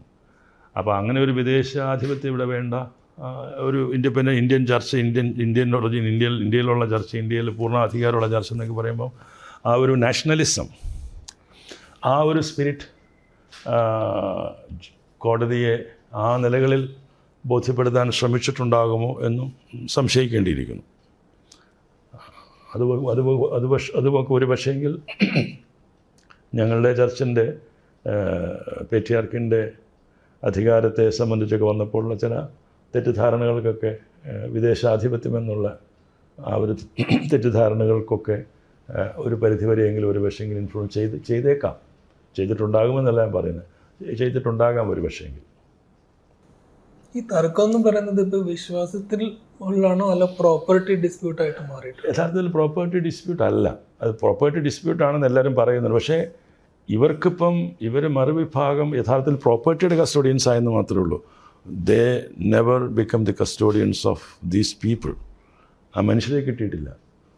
അപ്പോൾ പല പള്ളികൾ അവർ നടത്തിക്കൊണ്ട് പോകാൻ പോലും പറ്റുന്നില്ല. അവർ സെൻറ്ററിൽ നിന്ന് ഫണ്ട് ഇട്ടിട്ടാണ് പള്ളി നടത്തിക്കൊണ്ട് പോകുന്നത് പല പള്ളികളും. അപ്പം പ്രോപ്പർട്ടി ഞങ്ങളെ സംബന്ധിച്ചിടത്തോളം ഇത് ഇമോഷണൽ ആയിട്ടുള്ള കാര്യമാണ്. പ്രോപ്പർട്ടി എന്നുള്ളതിനപ്പുറമായിട്ട് പള്ളി, ഇത്രയും കാലം ആരാധിച്ച പള്ളി, അവർ കഷ്ടപ്പെട്ട് പണിത പള്ളി, അവരുടെ പൂർവ്വപിതാക്കന്മാരിലൂടെ ഉണ്ടാക്കിയ പള്ളി, അതും പ്ലസ് സെമിറ്ററി. ഇപ്പം സെമിറ്ററി അറ്റാച്ച്ഡ് അല്ലായിരുന്നു. ഇപ്പം വെളിയിലേക്കുള്ള അങ്ങനെയാണ്. ഇപ്പം നമ്മുടെ കേരളം വിട്ടുപോയി കഴിഞ്ഞാൽ പള്ളികളിലൊക്കെ സെമിറ്ററി വേറെ സ്ഥലത്താണ്. സെമിറ്ററി വേറെ സ്ഥലത്തായിരുന്നുവെങ്കിൽ ആളുകളിൽ ഒരു പക്ഷേങ്കിൽ ഓക്കെ പോണെങ്കിൽ പോട്ടെ, വേറെ പള്ളി പണിത് നമുക്ക് വേറെ പോവാം, സമാധാനമായിട്ട് ജീവിക്കാം എന്നുള്ള സ്റ്റാൻഡ് എടുത്തേനെ. ഇതിപ്പോൾ അതും അവർക്ക് പറ്റത്തില്ല. അപ്പോൾ ഈ പള്ളി നഷ്ടപ്പെട്ടപ്പം അവരെല്ലാവരും പകരം പള്ളി വയ്ക്കുകയാണ് ഇപ്പോൾ ചെയ്തത്. മിക്കവാറും സ്ഥലങ്ങൾ ടെമ്പററിയാണ് പലതും. കാരണം അത്ര എളുപ്പമല്ല പെട്ടെന്നൊരു സ്ഥലം വാങ്ങിച്ചും പള്ളിയൊക്കെ പണിയാനൊക്കെ ആയിട്ട്. കാരണം വേറെ ഒരു പകരം സബ്സ്റ്റിറ്റ്യൂഷൻ നമുക്ക് ഉണ്ടായിരുന്നില്ല. ഇതൊക്കെ all of sudden it all happen. ഇങ്ങനെ ഒരിക്കലും ഒരു വിധി വരുമെന്ന് ആരും പ്രതീക്ഷിച്ചില്ല. ഇതുപോലെ അതായത് ഈ വല്ലാത്ത പൂട്ടിയത്, അതിൽ നിന്ന് പുറത്ത് വരാനായിട്ട് ഇറ്റ്സ് വെരി ഡിഫിക്കൽട്ട്. പക്ഷേ സാവകാശം അതിന് പുറത്തു വരാൻ പറ്റുമെന്നുള്ള വിശ്വാസമുണ്ട്. ഇവർ ഒന്നിനും വഴങ്ങുന്നില്ല എങ്കിൽ ഓർത്തഡോക്സ് സഭ അല്ല, അൾട്ടിമേറ്റ്ലി വീണ്ടും കോടതി പറയുന്നത് പോലെ കോടതി വീണ്ടും പറയുകയാണ്, നമ്മൾക്ക് ഇതൊന്നും തിരിച്ച് കിട്ടുകയില്ല, അല്ലെങ്കിൽ മെയിൻറ്റെയിൻ ചെയ്യാൻ പറ്റാത്ത സാഹചര്യം, അന്നേരം നോക്കാം, അന്നേരം അതിൻ്റെ വഴികൾ നോക്കാം. തിരുമേനി ഇതിപ്പം പറയുന്നത് യാക്കോബക്കാർ പള്ളി പണിയാനും ഓർത്തഡോക്സുകാർ പള്ളി അതെടുത്തോട്ട് പോകാനും നോക്കിയിരിക്കുന്നതാണ്. ആ ഒരു പറച്ചിൽ അതുകൊണ്ട് നന്നായിട്ടുണ്ട്. അപ്പോൾ അവർ ഈ പല പള്ളികളും ഇതിനു 17 മുമ്പൊക്കെ പണിതുകൊണ്ടിരുന്ന പള്ളികൾ പണിയുമ്പോൾ അവർ പറയുമായിരുന്നു, അത് നന്നായിട്ട് പണിതോ, ഞങ്ങൾ കുറച്ച് കഴിയുമ്പോൾ ഞങ്ങളുടെ കയ്യിൽ വന്നോളൂ എന്ന് പറഞ്ഞാൽ അക്ഷരാർത്ഥത്തിൽ അങ്ങനെ സംഭവിച്ചു. അതാണ് ഇൻസ്റ്റിറ്റ്യൂഷൻസ് എന്തെങ്കിലും നഷ്ടപ്പെട്ട സ്കൂൾസോ നേരത്തെ തന്നെ പോയായിരുന്നു. എല്ലാം ഇൻസ്റ്റിറ്റ്യൂഷൻസും ചർച്ച് ഹെഡ് ക്വാർട്ടേഴ്സും എല്ലാം നേരത്തെ പോയത്. ചർച്ച് ഭദ്രാസൻ, ഡയസിസ് സെൻറ്റേഴ്സ് എല്ലാം പഴയ ഇതിൽ തന്നെ പോയായിരുന്നു. ഈ പുതിയ ഇതിൽ ഇൻസ്റ്റിറ്റ്യൂഷനൊന്നും പോയിട്ടില്ല. കാരണം ഇൻസ്റ്റിറ്റ്യൂഷൻസ് എല്ലാം പോയി, 1-2 ചില സ്ഥലങ്ങളിൽ പോയി, പള്ളിയുടെ കീഴിലുണ്ടായിരുന്നൊക്കെ പോയി. ഹോസ്പിറ്റൽസ് ഒന്നും അങ്ങനെ നമുക്ക് ഈ ലിസ്റ്റിൽ കയറി വന്നിട്ടില്ല. ഞങ്ങൾക്ക് ഹോസ്പിറ്റൽസ് ഇല്ല ശരിക്കും പറഞ്ഞാൽ. ഉള്ളത് പിന്നെ കോതമംഗലത്തെയാണ്. കോതമംഗലം ചെറിയ പള്ളിയുടെ വിഷയം വന്നാൽ അവിടുത്തെ ഹോസ്പിറ്റലും സംവിധാനങ്ങൾക്കും എല്ലാം ഇഷ്യൂ വരും. കോലഞ്ചേരി നമ്മുടെ ആയിരുന്നു. കോലഞ്ചേരി പൊതുവായിട്ടുള്ളതായിരുന്നു. യോജിച്ച സഭയുടെ സമയത്ത് തുടങ്ങിയതാണ്, അല്ല അതിന് മുമ്പ് തുടങ്ങിയതാണ്. അപ്പോൾ അതുകൊണ്ട് പിന്നെ അത് അവരുടെ സംവിധാനത്തിൽ തന്നെയാണ് എന്നും പോയിക്കൊണ്ടിരിക്കുന്നത്. നമ്മുടെ കയ്യിലേക്ക് ഇത് വന്നിട്ടില്ല ഒരിക്കലും. പള്ളി 2 കൂട്ടർക്കും ഉണ്ടായിരുന്നെങ്കിൽ ഇവിടെയും അതിൻ്റെ സംവിധാനത്തിൽ നമ്മുടെ ആൾക്കാരും ഉണ്ട്. പക്ഷേ ചർച്ചിൻ്റെ ഇതിലാണ് ഭരണം നടന്നു പോകുന്നത്. വഖഫിൻ്റെ ഇതിൽ നമ്മളുടെ ഒരു പൊതുവെ ഒരു സംസാരം, ഈ church is getting closer to the BJP എന്നുള്ളൊരു ടോക്ക് ഉണ്ടല്ലോ generally. How do you see all this? എങ്ങനെ ചർച്ചസ് ഇപ്പം ഈ BJP കേരളത്തിൽ പ്രത്യേകിച്ചും ചർച്ചസുമായിട്ട് കൂടുതൽ ഒരു ബന്ധം പുലർത്താൻ അവർ എല്ലാ നിലകളിലും പ്രവർത്തിക്കുന്നുണ്ട്. ചർച്ച് ഒരു ഡിസ്റ്റൻസ് കീപ്പ് ചെയ്യാൻ ആഗ്രഹിക്കുന്നുമില്ല. ഭാരതത്തിലെ ഭരിക്കുന്ന ഒരു പാർട്ടിയല്ലേ. അപ്പോൾ അതുകൊണ്ട് അതേസമയം ചില നോർത്ത് ഇന്ത്യയിലൊക്കെ നടക്കുന്ന ചില കാര്യങ്ങൾ സംബന്ധിച്ച് ശക്തമായ എതിർപ്പ് ചർച്ചസിനുണ്ട്. അത് ഓരോ സന്ദർഭങ്ങളിലും പറഞ്ഞിട്ടുമുണ്ട്. അകലം സൃഷ്ടിക്കുന്നില്ല. എല്ലാ രാഷ്ട്രീയ പാർട്ടികളുമായിട്ടും ചർച്ചസ് പൊതുവെ അങ്ങനെ ഒരു മൈൻഡാണ് ഞാൻ മനസ്സിലാക്കുന്നത്. അതേസമയം ആ ഒരു അടുപ്പമുണ്ടെങ്കിലാണ് ചില കാര്യങ്ങൾ കറക്റ്റ് ചെയ്യാനും കാര്യങ്ങൾ ബോധ്യപ്പെടുത്താനും ഒക്കെ സാധിക്കുകയുള്ളൂ എന്നുള്ള ഒരു ചിന്തയും ഉണ്ടാകണം സ്വാഭാവികമായിട്ടും. ഈ വഖഫിൻ്റെ ഇഷ്യൂ വന്നപ്പം കാത്തലിക് ചർച്ച് പ്രത്യേകിച്ചും ഓപ്പണായിട്ട് സപ്പോർട്ട് ചെയ്യുകയും ഒക്കെ ചെയ്തിട്ടുണ്ടായിരുന്നല്ലോ. എന്താണ് നമ്മളുടെ ഒരു നമ്മൾ ഈ വഖഫ് ബില്ലും ഈ നമ്മുടെ മുനമ്പമാണ് നമ്മുടെ കൊച്ചിയിലുള്ളത്. അപ്പം ആ വിഷയം വന്നതോടുകൂടിയാണ് ഈ ബില്ലിന് വേറൊരു മാനം എങ്ങനെയൊക്കെയോ വന്നു. പക്ഷേ മുനമ്പത്തെ ക്രിസ്ത്യൻ കമ്മ്യൂണിറ്റിക്ക് നീതി കിട്ടണം എന്നുള്ളതാണ് എല്ലാവരും ഒരുപോലെ പറയുന്ന കാര്യം. അപ്പം അതിൻ്റെ ഇടയ്ക്കാണ് ഈ വഖഫ് ഇത് വരുന്നത്. എനിക്കതേക്കുറിച്ച് പറയാൻ ഞാൻ അതേക്കുറിച്ച് കൂടുതൽ പഠിച്ചിട്ടില്ല. ഇതിൻ്റെ ഇടയ്ക്കായിരുന്നു. അപ്പം അവിടുത്തെ ആളുകൾക്ക് നീതി നിഷേധിക്കപ്പെടരുത്, അവരെ കുടിയിറക്കപ്പെടുന്നവരാവരുത് എന്നുള്ള ഒരു വിശ്വാസമാണ് നമുക്കുള്ളത്. വഖഫിൻ്റെ വരുന്നതുകൊണ്ട് അവരുടെ സമുദായത്തിന് അതുകൊണ്ട് ദോഷം വരണമെന്നാരും നമ്മൾ ഒരിക്കലും ആഗ്രഹിക്കുന്നില്ല. അതൊരു മൈനോറിറ്റി കമ്മ്യൂണിറ്റി ആണല്ലോ ലാർജർ പെർസ്പെക്റ്റീവ് നോക്കുമ്പോൾ. അപ്പോൾ ആ കമ്മ്യൂണിറ്റിക്ക് എല്ലാ മൈനോറിറ്റീസിനും അവരുടെ ഒരു കോൺഫിഡൻസ് ലെവലുണ്ടല്ലോ, അതിനെ ഫോസ്റ്റർ ചെയ്യുന്ന രീതിയിലായിരിക്കണം. അതായത് നമ്മളുടെ ആ ഒരു ബാലൻസിങ് ഉണ്ടല്ലോ നമ്മുടെ നാട്ടിൽ, ഈ കമ്മ്യൂണൽ ബാലൻസിങ് ഉണ്ടല്ലോ, അതിനൊരു കോട്ടം വരാത്ത രീതിയിലായിരിക്കണം ഗവൺമെൻറ്റുകൾ നിയമം കൊണ്ടുവരുന്നതും നിയമങ്ങൾ മാറ്റുന്നതും. ഒരു കോൺഫ്ലിക്റ്റ് വരാത്ത രീതിയിൽ കൊണ്ടുപോകണം, അതിനൊരു ശ്രദ്ധ ഉണ്ടാകണമെന്നാണ് നമ്മളൊക്കെ പറയുന്നത്. നമ്മൾ റേസ് ചെയ്യുന്ന ഇഷ്യൂസ് സെൻട്രൽ ഗവൺമെൻറ് അഡ്രസ്സ് ചെയ്യുന്നുണ്ടോ? ഇടയ്ക്ക് വി മുരളീധരനും ഒക്കെ ശ്രീധരൻപിള്ളയും ഒക്കെ കേന്ദ്ര ഗവൺമെൻറ്റുമായിട്ട് ചർച്ച നടത്താനും ഒക്കെ ഹെൽപ്പ് ചെയ്തിരുന്നു. മറ്റേ ഞങ്ങളുടെ വിഷയത്തിലാണോ? അത് സിൻസിയറായിട്ടൊരു എഫേർട്ട് ഇട്ടായിരുന്നു. രണ്ട് വിഭാഗത്തെയും വളരെ എക്സ്റ്റെൻസീവായിട്ട് കണ്ട് കാര്യങ്ങൾ പറയാനും ബോധ്യപ്പെടുത്താനും സാധിച്ചിട്ടുണ്ട്. പക്ഷേ അത് പിന്നീട് അതിൻ്റെ ഒരു ഫർദറായിട്ടുള്ള ഒരു കാര്യങ്ങൾ പിന്നെ നടന്നില്ല എന്നുള്ളതാണ്. അപ്പം സെൻട്രൽ ഗവൺമെൻറ്റിന് ഇവരുടെ ഏരിയത്തിന് തീരട്ടെ എന്നുള്ളതാണെന്ന് എനിക്ക് തോന്നുന്നു. അതിലാണ് സ്റ്റേറ്റ് ഗവൺമെൻറ്റിനെ കുറച്ചുകൂടി ഒരു പടി മുന്നോട്ട് തീർക്കാനായിട്ടുള്ള ഒരു ഇനിഷ്യേറ്റീവ് എടുത്തിരിക്കുന്നത്. സെൻട്രൽ ഗവൺമെൻറ്റിലേക്ക് ഇനി ആവശ്യം വരുമെന്ന് അറിയത്തില്ല. ഇനി ഏതെങ്കിലും കാരണവശാൽ അവർ ആ രീതിക്ക് മൂവ് ചെയ്യുകയാണെങ്കിൽ സെൻട്രൽ ഗവൺമെൻറ്റുമായിട്ട് ചർച്ചയ്ക്ക് നമ്മൾ തയ്യാറാണ്. നമ്മൾ ആരുമായിട്ടും ചർച്ചയ്ക്ക് തയ്യാറാണ്. വിഷയം തീരണമെന്നുള്ളതാണ്, തീർക്കണമെന്നുള്ളതാണ് നമ്മുടെ ആഗ്രഹം. അതിനും സ്റ്റേറ്റ് ഗവൺമെൻറ് നിലപാട് സപ്പോർട്ടീവാണോ? സപ്പോർട്ടീവാണ്. പല പ്രാവശ്യം ചർച്ചയ്ക്ക് വിളിക്കുകയും ഒക്കെ ചെയ്താൽ പക്ഷേ ഒന്നും ഫ്രൂട്ട്ഫുൾ ആയില്ല. അങ്ങനെ വന്നപ്പോഴാണ് ചർച്ച് ബില്ലിലേക്ക് പ്രവേശിക്കുന്നത്. പിന്നെ ഈ യൂണിവേഴ്സൽ ക്രിസ്ത്യൻ യൂണിറ്റിയുടെ നമ്മളും ഉണ്ടല്ലോ, കാത്തലിക് സഭയും ജാക്കബൈറ്റ് സഭയൊക്കെ, അത് ഇപ്പം എവിടെ വന്ന് നിൽക്കുന്നു? ഈ ഇടയ്ക്ക് ഒരു മീറ്റിംഗ് ഉണ്ടായിരുന്നല്ലോ എല്ലാം ചർച്ചസിൻ്റെ റെപ്രസെൻറ്റേറ്റീവ്സ് ആയിട്ട്. അതെന്ത് ഇനിഷ്യേറ്റീവ് ആയിരുന്നു? അത് എന്തിലേക്ക് നയിക്കുന്ന ഇനിഷ്യേറ്റീവാണ് ക്രിസ്ത്യൻ യൂണിറ്റി എന്ന് പറഞ്ഞിട്ട്? അത് ഈ എക്യുമെനിക്കൽ ഫോറം ഉണ്ടല്ലോ. എക്യുമെനിക്കൽ ഫോറം ക്രിസ്ത്യൻസ് തമ്മിലുള്ള ബന്ധം കൂടുതൽ ദൃഢപ്പെടുത്തുന്നതിന് വേണ്ടിയുള്ള ഒരു എക്യുമെനിക്കൽ ഫോറമാണ്. അതിപ്പം വേൾഡ് ക്രിസ്ത്യൻ കൗൺസിലുണ്ട്, അതുപോലെ തന്നെ നാഷണൽ ക്രിസ്ത്യൻ കൗൺസിൽ, പിന്നെ കേരള ക്രിസ്ത്യൻ കൗൺസിലുണ്ട്, നിലയ്ക്കൽ കമ്മിറ്റിയുണ്ട്. ഇതിലെല്ലാം ക്രിസ്ത്യൻസ് മൈനോറിറ്റി കമ്മ്യൂണിറ്റി എന്നുള്ള നിലയിൽ അവർ ഫേസ് ചെയ്യുന്ന വിഷയങ്ങൾ അത് സംബന്ധിച്ച് ചർച്ച ചെയ്യാനും അതുപോലെ തന്നെ അവരുടെ സ്ഥാപനങ്ങൾക്ക് അതിൻ്റെ പ്രൊട്ടക്ഷൻ, അതിന് ഗവൺമെൻറ് ഈ ക്രിസ്ത്യൻ കമ്മ്യൂണിറ്റീസിന് കുറേ ബുദ്ധിമുട്ടുകളൊക്കെ വരുന്നുണ്ട് ചില മേഖലകളിലൊക്കെ. അതെല്ലാം ഗവൺമെൻറ് ശ്രദ്ധയിൽപ്പെടുത്താനുമൊക്കെ ആ ഫോറം അവരുടെ റെപ്രസെൻറ്റേറ്റീവ്സ് ആ നിലയ്ക്ക് സെൻട്രൽ ഗവൺമെൻറ്റിലൊക്കെ പോവുകയും നമ്മളുടേതായ അപ്പീൽ ഒക്കെ കൊടുക്കുകയൊക്കെ ചെയ്തുകൊണ്ടിരിക്കുന്നുണ്ട്. അപ്പോൾ ആ നിലയിലുള്ള പ്രവർത്തനത്തിന് അത് കൂടുതലും ഈ ഫോറംസ് എല്ലാം പ്രയോജനപ്പെടുന്നത്. ഈ ചർച്ചിൻ്റെ കാര്യത്തിൽ പലപ്പോഴും ചർച്ച ചെയ്തെങ്കിൽ കൂടി ഒരിക്കലും അത് ഫ്രൂട്ട്ഫുൾ ആയിട്ടില്ല. ഈ രണ്ട് വിഭാഗവും ഈ കമ്മിറ്റിയിലൊക്കെ ഉണ്ട്. ഈ എക്യുമെനിക്കൽ ഫോറത്തിൽ രണ്ട് വിഭാഗമുണ്ട്.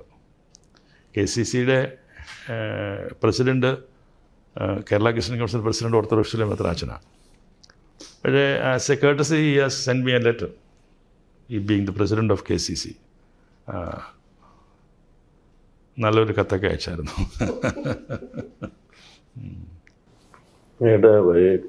ഓർഡിനേഷൻ ചീഫ് മിനിസ്റ്ററിനെയൊക്കെ പ്രൈസ് ചെയ്തുകൊണ്ട്, അപ്പോൾ അതെല്ലാം എങ്ങനെയാണ് CMO ആയിട്ടുള്ള അങ്ങയുടെ ഇൻട്രാക്ഷൻസും? CM ആയിട്ട് ഈ ക്രൈസിസിൽ ഞാൻ കാരണം ഇത് ബാബായായിട്ടാണ് CM വളരെ അടുപ്പം വർഷങ്ങളായിട്ടുള്ളത്. അപ്പോൾ അതുകൊണ്ട് ഞങ്ങളാരും ആ വഴിക്ക് ബന്ധപ്പെടാൻ പോകാറില്ല. പക്ഷേ ബാബ കിടപ്പായപ്പോഴത്തേക്കും പിന്നെ അദ്ദേഹമായിട്ടുള്ളൊരു റിലേഷൻ പല പ്രാവശ്യം പോവുകയും കാണുകയും സംസാരിക്കുകയും ചെയ്തപ്പോൾ അദ്ദേഹത്തിനൊരു ജെനുവിനിറ്റി തോന്നി നമ്മുടെ ഇടപെടലിലൊക്കെ. പിന്നെ നമ്മൾക്ക് നീതി നിഷേധിക്കപ്പെട്ടിട്ടുണ്ടെന്ന് അദ്ദേഹം പൂർണ്ണമായി വിശ്വസിക്കുന്ന ഒരാളാണ്. ആ ഒരു കൺവിക്ഷനിൽ നിന്നാണ് അദ്ദേഹം എന്തെങ്കിലുമൊക്കെ ചെയ്യുന്നത്. പുള്ളിക്ക് ബോധ്യമുള്ളൊരു കാര്യമാണ് ഇത് ശരിയല്ല എന്നുള്ളത്. അപ്പോൾ അതുകൊണ്ട് ഇവരെ എങ്ങനെയാണ് സഹായിക്കണം എന്നൊരു ഡിറ്റർമിനേഷൻ അതിൻ്റെ ഭാഗത്തുനിന്നുണ്ടായി. ആ ഡിറ്റർമിനേഷനിൽ നിന്നുമാണ് ഈ സെമിത്തേരി ബില്ല് വരുന്നതും പിന്നെ ചർച്ച് ബില്ലിനെ കുറിച്ചൊക്കെ ആലോചിക്കുന്നതൊക്കെ. സൈമിൾട്ടേനിയസ്ലി അവരുമായിട്ട് ചർച്ചയ്ക്കും രണ്ട് കൂട്ടരുടെ ചർച്ചയ്ക്കും ഒക്കെ കമ്മിറ്റിയൊക്കെ ഫോം ചെയ്യും. ഒത്തിരി സമയമൊക്കെ അതിന് വേണ്ടി അദ്ദേഹം ചെലവിട്ടിട്ടുണ്ട്. അദ്ദേഹത്തിൻ്റെ മിനിസ്ട്രിയിലുള്ള ആൾക്കാരും അതിന് ഗവൺമെൻറ് സെക്രട്ടറിമാരും ഒക്കെ അതിൽ ചെയ്തിട്ടുണ്ട്. സെയിം വേ പ്രധാനമന്ത്രിയോടും നമുക്ക് വലിയ റെസ്പെക്റ്റാണ്. അദ്ദേഹം നമ്മളെ കേൾക്കാനും ഈ വിഷയങ്ങൾ ബോധ്യപ്പെടുത്താനും നമുക്ക് സാധിച്ചു. അത് ഡൽഹി വെച്ചുള്ള ഇൻട്രാക്ഷൻ. അതെ അതെ അതെ. ഈ കാര്യങ്ങൾ നമ്മൾ ചർച്ച വ്യക്തമായിട്ട് പറഞ്ഞു. അപ്പോൾ അദ്ദേഹം എന്നോട് പറഞ്ഞൊരു കാര്യം, അദ്ദേഹം ചീഫ് മിനിസ്റ്റർ ആയിരിക്കുമ്പം ഗുജറാത്തിൽ ഇതുപോലെ മുസ്ലിം കമ്മ്യൂണിറ്റിയിൽ 2 വിഭാഗമുണ്ട്. അവർ 2 വിഭാഗം തമ്മിൽ ഭയങ്കര ഒരു പ്രശ്നമുണ്ടായിരുന്നു. അത് തീർക്കാനായിട്ട് അദ്ദേഹം പല പ്രാവശ്യം ചർച്ച ചെയ്തു. പുള്ളി ഇടപെട്ട എല്ലാ വിഷയങ്ങളും തീർത്തുണ്ട്. ഈ വിഷയം തീർക്കാൻ പറ്റിയിട്ടില്ല എന്നൊക്കെ അദ്ദേഹം ഇങ്ങോട്ട് പറഞ്ഞു ഈ ഈ ഒരു മതത്തിൽ തന്നെ 2 വിഭാഗം ആയിട്ട് നിൽക്കുന്നവരെ പറഞ്ഞ് സെറ്റിലാക്കാനൊരു വലിയ പാടാണ്. അത് ഞാൻ പുള്ളിയുടെ അനുഭവത്തിലുണ്ടെന്നൊക്കെ പറഞ്ഞിട്ട് അതിൻ്റെ ഒരു പ്രായോഗിക ബുദ്ധിമുട്ടുകളെക്കുറിച്ചൊക്കെ പുള്ളി പറയുന്നുണ്ടായിരുന്നു. പിന്നെ ഈ മൃതശരീരത്തിൻ്റെ വിഷയവും പള്ളിയിൽ നടന്ന കാര്യങ്ങളൊക്കെ പറഞ്ഞപ്പം പുള്ളി പറഞ്ഞത് കേരളത്തിൽ ഇങ്ങനെയൊക്കെ നടക്കുന്നുണ്ടോ എന്നൊക്കെ ചോദിച്ചു അദ്ദേഹം. പുള്ളിക്കത് ഈ ഫ്യൂണറൽ സംബന്ധിച്ചുള്ള തടസ്സങ്ങൾ സൃഷ്ടിച്ചതുമൊക്കെ അദ്ദേഹത്തിന് പോലും വിശ്വസിക്കാൻ പറ്റുന്നില്ല എന്ന് അദ്ദേഹം ഒരു കൺഫ്യസ് ചെയ്യുകയുണ്ടായി. തിരുമേനി ഈ ക്രിസ്തീയ സഭകളിൽ പൊതുവെ ജാക്കബൈറ്റ്, ഓർത്തഡോക്സ്, കത്തോലിക്ക സഭയ്ക്കകത്തുള്ള ഇന്റേണൽ സ്ട്രൈപ്സ് ഇതൊക്കെ പൊതുസമൂഹത്തിൻ്റെ മുമ്പിൽ ക്രിസ്ത്യൻ സഭകളെ ഇതാക്കുന്നുണ്ട്. അതെ, ഒരു വസ്തുതയാണ്. ഒരു അവമതിപ്പ് ഉണ്ടാക്കിയിട്ടുണ്ട്. ഞാൻ ആദ്യം പറഞ്ഞല്ലോ, പണ്ടൊക്കെ ക്രിസ്ത്യൻസിൻ്റെ ലീഡേഴ്സ് അല്ലെങ്കിൽ അച്ഛന്മാരെ മെത്രാച്ചന്മാരെ പറഞ്ഞ സമൂഹം വലിയൊരു വില കൽപ്പിക്കുമായിരുന്നു. ഇപ്പോൾ അതൊക്കെ ഇല്ലാണ്ടായിപ്പോയി. ഇപ്പം അത് കുറേയൊക്കെ ഈ ക്രിസ്ത്യൻ കമ്മ്യൂണിറ്റീസ് അവരുടെ ഇടയിലുള്ള അനൈക്യത്തിൻ്റെ ഒരു പ്രശ്നമുണ്ട്. പിന്നെ ക്രിസ്ത്യൻ വാല്യൂസിൽ നിന്നുമൊക്കെ മാറി പോകുന്നുണ്ടോ എന്ന് സ്വയപരിശോധന ക്രിസ്ത്യൻസ് ലീഡേഴ്സും ക്രിസ്ത്യൻ കമ്മ്യൂണിറ്റീസും മാറ്റി ചിന്തിക്കണം. ഈ ഇവാഞ്ചലൈസേഷൻ യഥാർത്ഥത്തിൽ ഞാൻ വിശ്വസിക്കുന്നത് ഞങ്ങളുടെ ഇടയിൽ തന്നെ ഇപ്പോൾ ആവശ്യമായിട്ടിരിക്കുന്നു. എമംഗ് ക്രിസ്ത്യൻസ് ശരിയായിട്ട് ഇവാഞ്ചലൈസേഷൻ, ശരിയായ സുവിശേഷീകരണം, സുവിശേഷത്തിൽ നിന്നുമൊക്കെ മാറി സഞ്ചരിക്കുമ്പോഴാണ് ക്രിസ്ത്യൻസിനോട് ഉള്ള അവമതിപ്പ് സമൂഹത്തിനുണ്ടാകും. ഇപ്പം കേരളം, നമ്മുടെ നാട്ടിലൊക്കെ ദേവാലയങ്ങളൊക്കെ പണിയാൻ സ്ഥലം തന്നതും മരം തന്നതും സഹായിച്ചിട്ടുള്ളതൊക്കെ ഇവിടുത്തെ ഹൈന്ദവ സഹോദരങ്ങളാണ്. അപ്പോൾ അതൊന്നും ഒരിക്കലും മറക്കാനൊക്കത്തില്ല. അങ്ങനെയുള്ളൊരു മറ്റു മതങ്ങളെ സ്വീകരിക്കാൻ ഒരു മതബഹുലത നമ്മുടെ നാടിൻ്റെ ഒരു പ്രത്യേകതയാണല്ലോ. അപ്പോൾ എല്ലാ മതങ്ങളെയും ഉൾക്കൊള്ളാനും എല്ലാ വിശ്വാസങ്ങളെയും ബഹുമാനിക്കാനും ഉള്ള ഒരു മനസ്സ് അത് വളരെ പ്രധാനപ്പെട്ടതാണ്. നമ്മളുടെ മതത്തിൻ്റെ യുണീക്ക്നെസ് നമ്മളങ്ങ് കരുതിയാൽ പോരെ. അതിപ്പം ഒരുത്തനെ ക്രിസ്ത്യാനിയാക്കി നന്നാക്കാൻ നോക്കേണ്ട ആവശ്യമില്ല. മനുഷ്യന് നന്നാവണമെന്നുണ്ടെങ്കിൽ ക്രിസ്ത്യാനിയാവണം നിർബന്ധമൊന്നുമില്ല. അങ്ങനെയാണ് എല്ലാ ക്രിസ്ത്യാനും നല്ല മനുഷ്യരായിരിക്കണ്ടേ. അവിടെയാണ് പ്രശ്നം. ക്രിസ്ത്യാനി എന്ന് പറയുമ്പം പള്ളിയിൽ പോകുന്നതും കുർബാന കൊള്ളുന്നതും കുർബാന അനുഭവിക്കുന്നതും കുരിശ് വരയ്ക്കുന്നതും കുരിശ് ധരിക്കുന്നതിൽ മാത്രം ക്രിസ്ത്യാനി ഒതുങ്ങി പോവുകയാണ്. അതുകൊണ്ട് ഒരു നല്ല മനുഷ്യനോട് ആവാൻ പറ്റിയില്ലെങ്കിൽ പിന്നെ എങ്ങനെ നല്ല ക്രിസ്ത്യാനി എന്ന് പറയാൻ പറ്റും? അപ്പം അതിലേക്ക് വരുന്നതിൽ സഭയ്ക്കകത്ത് പരാജയം ഉണ്ടായിട്ടുണ്ട്. എല്ലാ സഭകളുടെയും കാര്യത്തിൽ ഒരു പരിധിവരെയൊക്കെ ഉണ്ട്. അപ്പോൾ അവിടെ ഒരു തിരിച്ചറിവ് ഉണ്ടായെങ്കിൽ മാത്രമേ ഈ നമ്മൾ ആഗ്രഹിക്കുന്ന റെസ്പെക്റ്റ് മറ്റ് മതങ്ങളിൽ നിന്നും പൊതുസമൂഹത്തിൽ നിന്ന് നമുക്ക് കിട്ടുകയുള്ളൂ എന്ന് വിശ്വസിക്കുന്ന ഒരാളാണ് ഞാൻ. അതെന്തുകൊണ്ടൊക്കെയോ കുറച്ച് കുറഞ്ഞു പോയിട്ടുണ്ട്. എല്ലാവരുടെയും കുറ്റമല്ല, പക്ഷേ ചില ഇൻസിഡൻസ് മതിയല്ലോ. പല ഇൻസിഡൻസും അങ്ങനെയുള്ള ക്രിസ്ത്യൻ കമ്മ്യൂണിറ്റിയുടെ ആ ഒരു നമ്മൾ നാട്ടിൽ ഉണ്ടായിരുന്ന ആ ഒരു മതിപ്പിന് ഇച്ചിരി ഇടിവ് സംഭവിച്ചിട്ടുണ്ടെന്ന് പറയേണ്ടതായിട്ട്. അത് കുറേയൊക്കെ മൂവീസ്, അതുപോലെ തന്നെ ഈ സിനിമകൾ, അതുപോലെ തന്നെയുള്ള സോഷ്യൽ മീഡിയ, ഇതൊക്കെ വ്യാപകമായിട്ടുള്ള ആക്രമണം, ഉള്ളതും ഇല്ലാത്തതുമൊക്കെ വലിച്ചു വാരി എഴുതി പറഞ്ഞുമൊക്കെ മറ്റുള്ളവരുടെ ഇടയിൽ ഈ ചർച്ചിനെക്കുറിച്ചൊക്കെ അവമതിപ്പുണ്ടാക്കുന്ന വിഷലിപ്തമായിട്ടുള്ള കാര്യങ്ങളൊക്കെ പറഞ്ഞും പരത്തിയുമൊക്കെ ഒത്തിരി ബുദ്ധിമുട്ടുണ്ടാക്കുന്നുണ്ട്. അത് എല്ലാ മതങ്ങൾക്കും ഒരു പരിധിവരെയൊക്കെ അത് ഏറ്റെടുക്കേണ്ടതായിട്ട് വരുന്നുണ്ടെന്ന് എനിക്ക് തോന്നുന്നു. ഈ ഇൻഡയറക്റ്റായിട്ട് ഈ ക്രിസ്ത്യൻ കമ്മ്യൂണിറ്റിയെ വളഞ്ഞിട്ട് ആക്രമിക്കുന്ന ഒരു ശക്തിയും എവിടെയൊക്കെയോ മറിഞ്ഞിരിപ്പുണ്ട് എന്നുമൊക്കെ ഉള്ള ചർച്ചകൾ ഞങ്ങളുടെ ഇടയിലൊക്കെ നടക്കുന്നുണ്ട്. ബിഷപ്സൊക്കെ കൂടി വരുമ്പോഴൊക്കെ അതേക്കുറിച്ച് ചില ഒരു ടാർഗറ്റിൻ്റെ ഭാഗമായിട്ട് ആണ് കത്തോലിക്ക സഭയൊക്കെ വളരെ ഓർഗനൈസ്ഡ് ആയിട്ടുള്ള ഒരു ചർച്ചാണ്. നല്ലൊരു ഫ്രെയിം വർക്കിലുള്ള ചർച്ചാണ്. പോപ്പ് എന്ന് പറഞ്ഞാൽ പിന്നെ അതിന് എതിരാരും ഒന്നും പറയത്തില്ല. അവിടെ പോലും വ്യത്യസ്ത ചിന്താഗതികളും പള്ളിയിലെ ആരാധന സംബന്ധിച്ചുള്ള ഇഷ്യൂസും ഒക്കെ വന്നിട്ട് ജനങ്ങൾ കൂടുതലായി സഭാ നേതൃത്വത്തിനെതിരെ നിൽക്കുന്ന ഒരു സാഹചര്യമൊക്കെ ഇപ്പോഴുണ്ടായിട്ടുണ്ട്. അതൊക്കെ വലിയ ഒരു ചർച്ചിനെ സംബന്ധിച്ചിടത്തോളം അവരുടെ ആ ഫാബ്രിക്കിന്, അതിൻ്റെ യൂണിറ്റിക്കുമൊക്കെ വലിയ ബുദ്ധിമുട്ടുണ്ടാക്കിയിട്ടുണ്ട്. അതിലൊക്കെ എല്ലാവരും ദുഃഖിതരാണ്. നമ്മുടെ യങ് ജനറേഷൻ പള്ളിയിൽ നിന്ന് അകന്നു പോകുന്നതായിട്ട് തോന്നുന്നുണ്ട്. ഇപ്പം പള്ളിയിലൊക്കെ ആണെങ്കിലും പണ്ട് യൂത്ത് മൂവ്മെൻറ്റും സൺഡേ സ്കൂൾ എന്നൊക്കെ പറയുമ്പോഴത്തേക്ക് നല്ലൊരു സംഖ്യ പിള്ളേരുണ്ടായിരുന്നു. ഇപ്പം ആ ഒരു മൂവ്മെൻറ്റ് അതിലൊക്കെ ആണെങ്കിൽ കുട്ടികൾ, യങ്സ്റ്റേഴ്സ് പള്ളിയിൽ നിന്ന് അകന്ന് നിൽക്കുന്നതായിട്ട് കാണുന്നുണ്ട്. അങ്ങനെ എന്തെങ്കിലും യങ് ജനറേഷൻ്റെ കാഴ്ചപ്പാടിൽ എല്ലാവരും ഒന്നുമില്ല, ഒരു വിഭാഗം അങ്ങനെ മാറി ചിന്തിക്കുന്നുണ്ട്. അതൊരു വസ്തുതയാണ്. പിന്നെ നമ്മളുടെ ഇവിടെ ഈ മൈഗ്രേഷൻ ഭയങ്കരമായിട്ട് നടക്കുന്നു. പിള്ളേരെല്ലാം ഈ 12ാം ക്ലാസ് കഴിഞ്ഞാൽ എങ്ങനെയും വിട്ടുപോവുകയാണ്. അപ്പോൾ അങ്ങനെ വരുമ്പം ഈ കുട്ടികൾ ഇല്ല എന്നുള്ളതൊരു പ്രശ്നമുണ്ട്. പിന്നെ ഞങ്ങളുടെ ചർച്ചിനെ സംബന്ധിച്ചിടത്തോളം ഇപ്പോൾ യൂറോപ്പിലോ അമേരിക്കയിലോ ഒക്കെ അവർ പോയാലും അവിടെ ഒരു ഫോമിംഗ് കോൺഗ്രിഗേഷൻ ആ ഒരു ഇതിൽ നിൽക്കുന്നുണ്ട്. പക്ഷേ ഇവിടുത്തെ നമ്പേഴ്സിൽ കുറവ് വരുന്നത് വലിയൊരു പ്രശ്നമാണ്.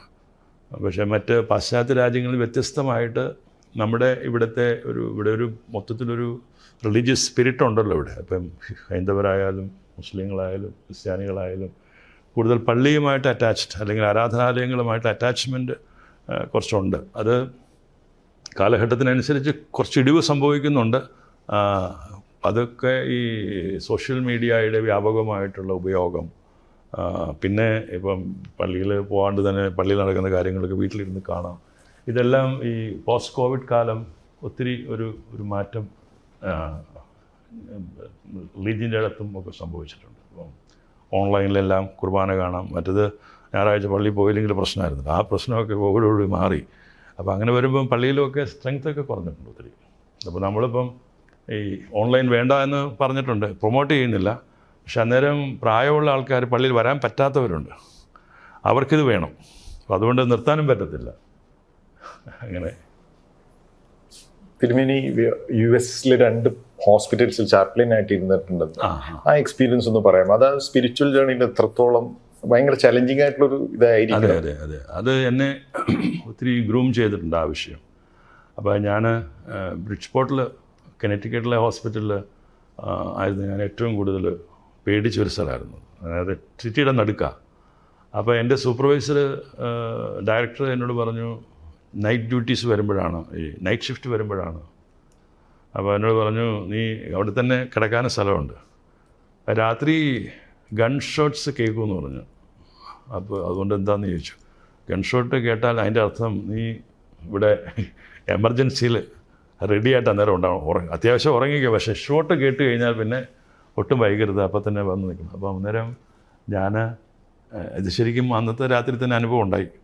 അപ്പം മിഡ് നൈറ്റിൽ ഗൺ ഷോട്ട് കേട്ടു, ചാടി എഴുന്നേറ്റ് താഴെ ചെന്നപ്പോഴത്തേക്കും ആളെ കൊണ്ടുവന്നു അവിടെ ഈ ബ്ലഡിൽ കുളിച്ച്.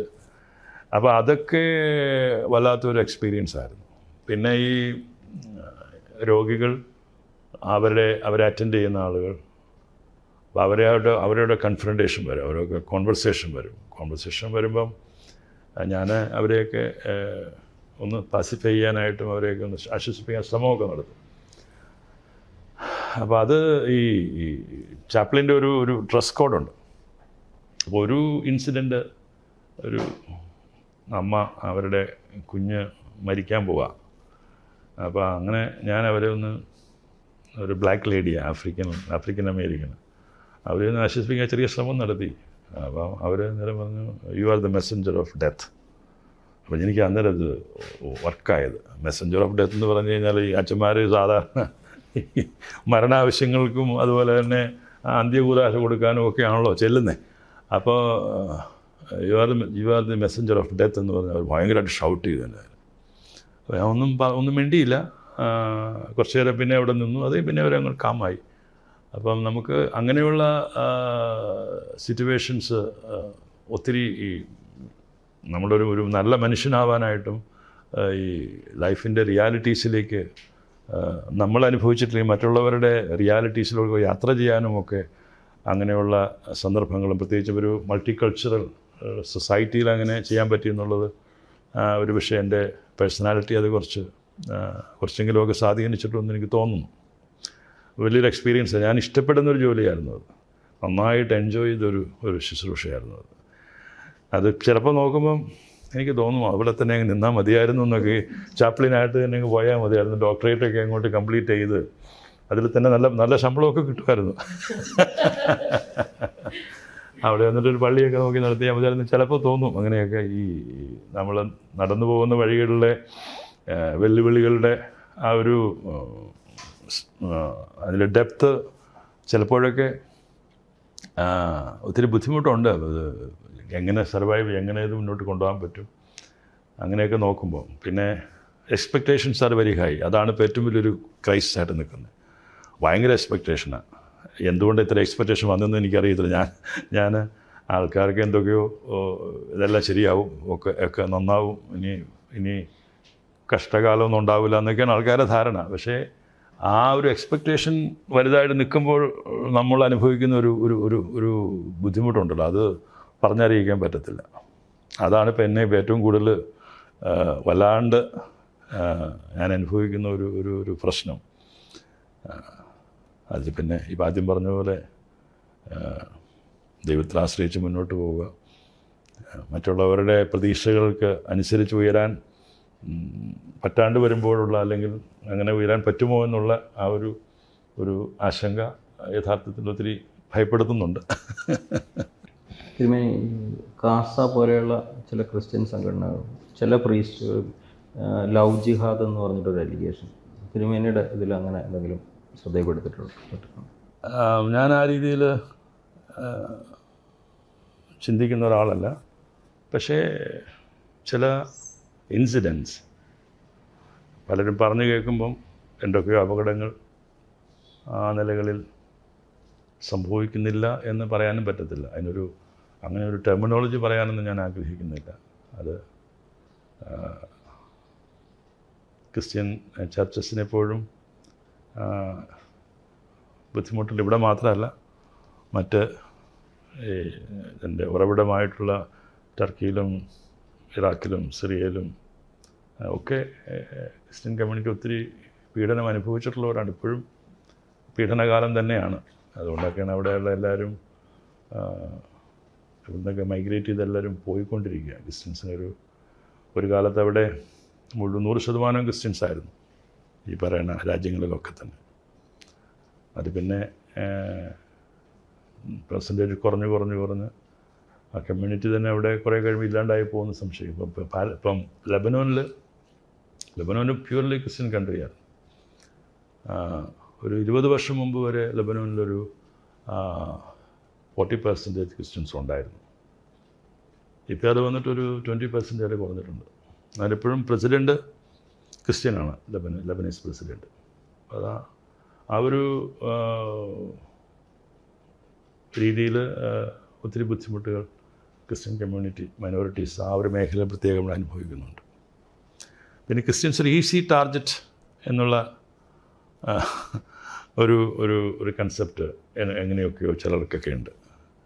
അപ്പോൾ അതും ക്രിസ്ത്യാനികളെ ഇച്ചിരി അലോസരപ്പെടുത്തുന്നുണ്ടെന്നാണ് ഞാൻ മനസ്സിലാക്കുന്നത്. സഭയ്ക്കുള്ളിൽ കുറേ പൊളിറ്റിക്കൽ വോയിസസ് വരുന്നുണ്ട്, എസ്പെഷ്യലി കാത്തലിക് സഭയിൽ. ഒരു പർട്ടിക്കുലർ പാർട്ടിയെ ഫേവർ ചെയ്തിട്ട് അല്ലെങ്കിൽ ഇലക്ഷൻ സമയത്താകുമ്പോൾ അതുപോലത്തെ ഒരു സ്റ്റേറ്റ്മെൻറ്റ്സ്. ആ ട്രെൻഡിനെ പറ്റി എന്താണ് പറയുന്നത്? ചർച്ച് പൊളിറ്റിക്സിലേക്ക് ഇറങ്ങുന്നതിനോട് എനിക്ക് അഭിപ്രായമില്ല വ്യക്തിപരമായിട്ട്. ചർച്ചിനോടുമൊക്കെ ഒരു അഫിലിയേഷനുള്ള പൊളിറ്റിക്കൽ പാർട്ടികളും ഉണ്ട്. ഇപ്പോൾ ഈ കേരള കോൺഗ്രസിൻ്റെയൊക്കെ ഒറിജിനൊക്കെ അങ്ങനെ തന്നെയായിരുന്നു. പിന്നെ ഇപ്പം ഈ എല്ലാ പൊളിറ്റിക്കൽ പാർട്ടിയിലും നമ്മുടെ ആളുകളുണ്ട്. ഈവൻ ഇപ്പം BJP പോലും ക്രിസ്ത്യൻസ് പ്രവർത്തിക്കുന്നുണ്ട്.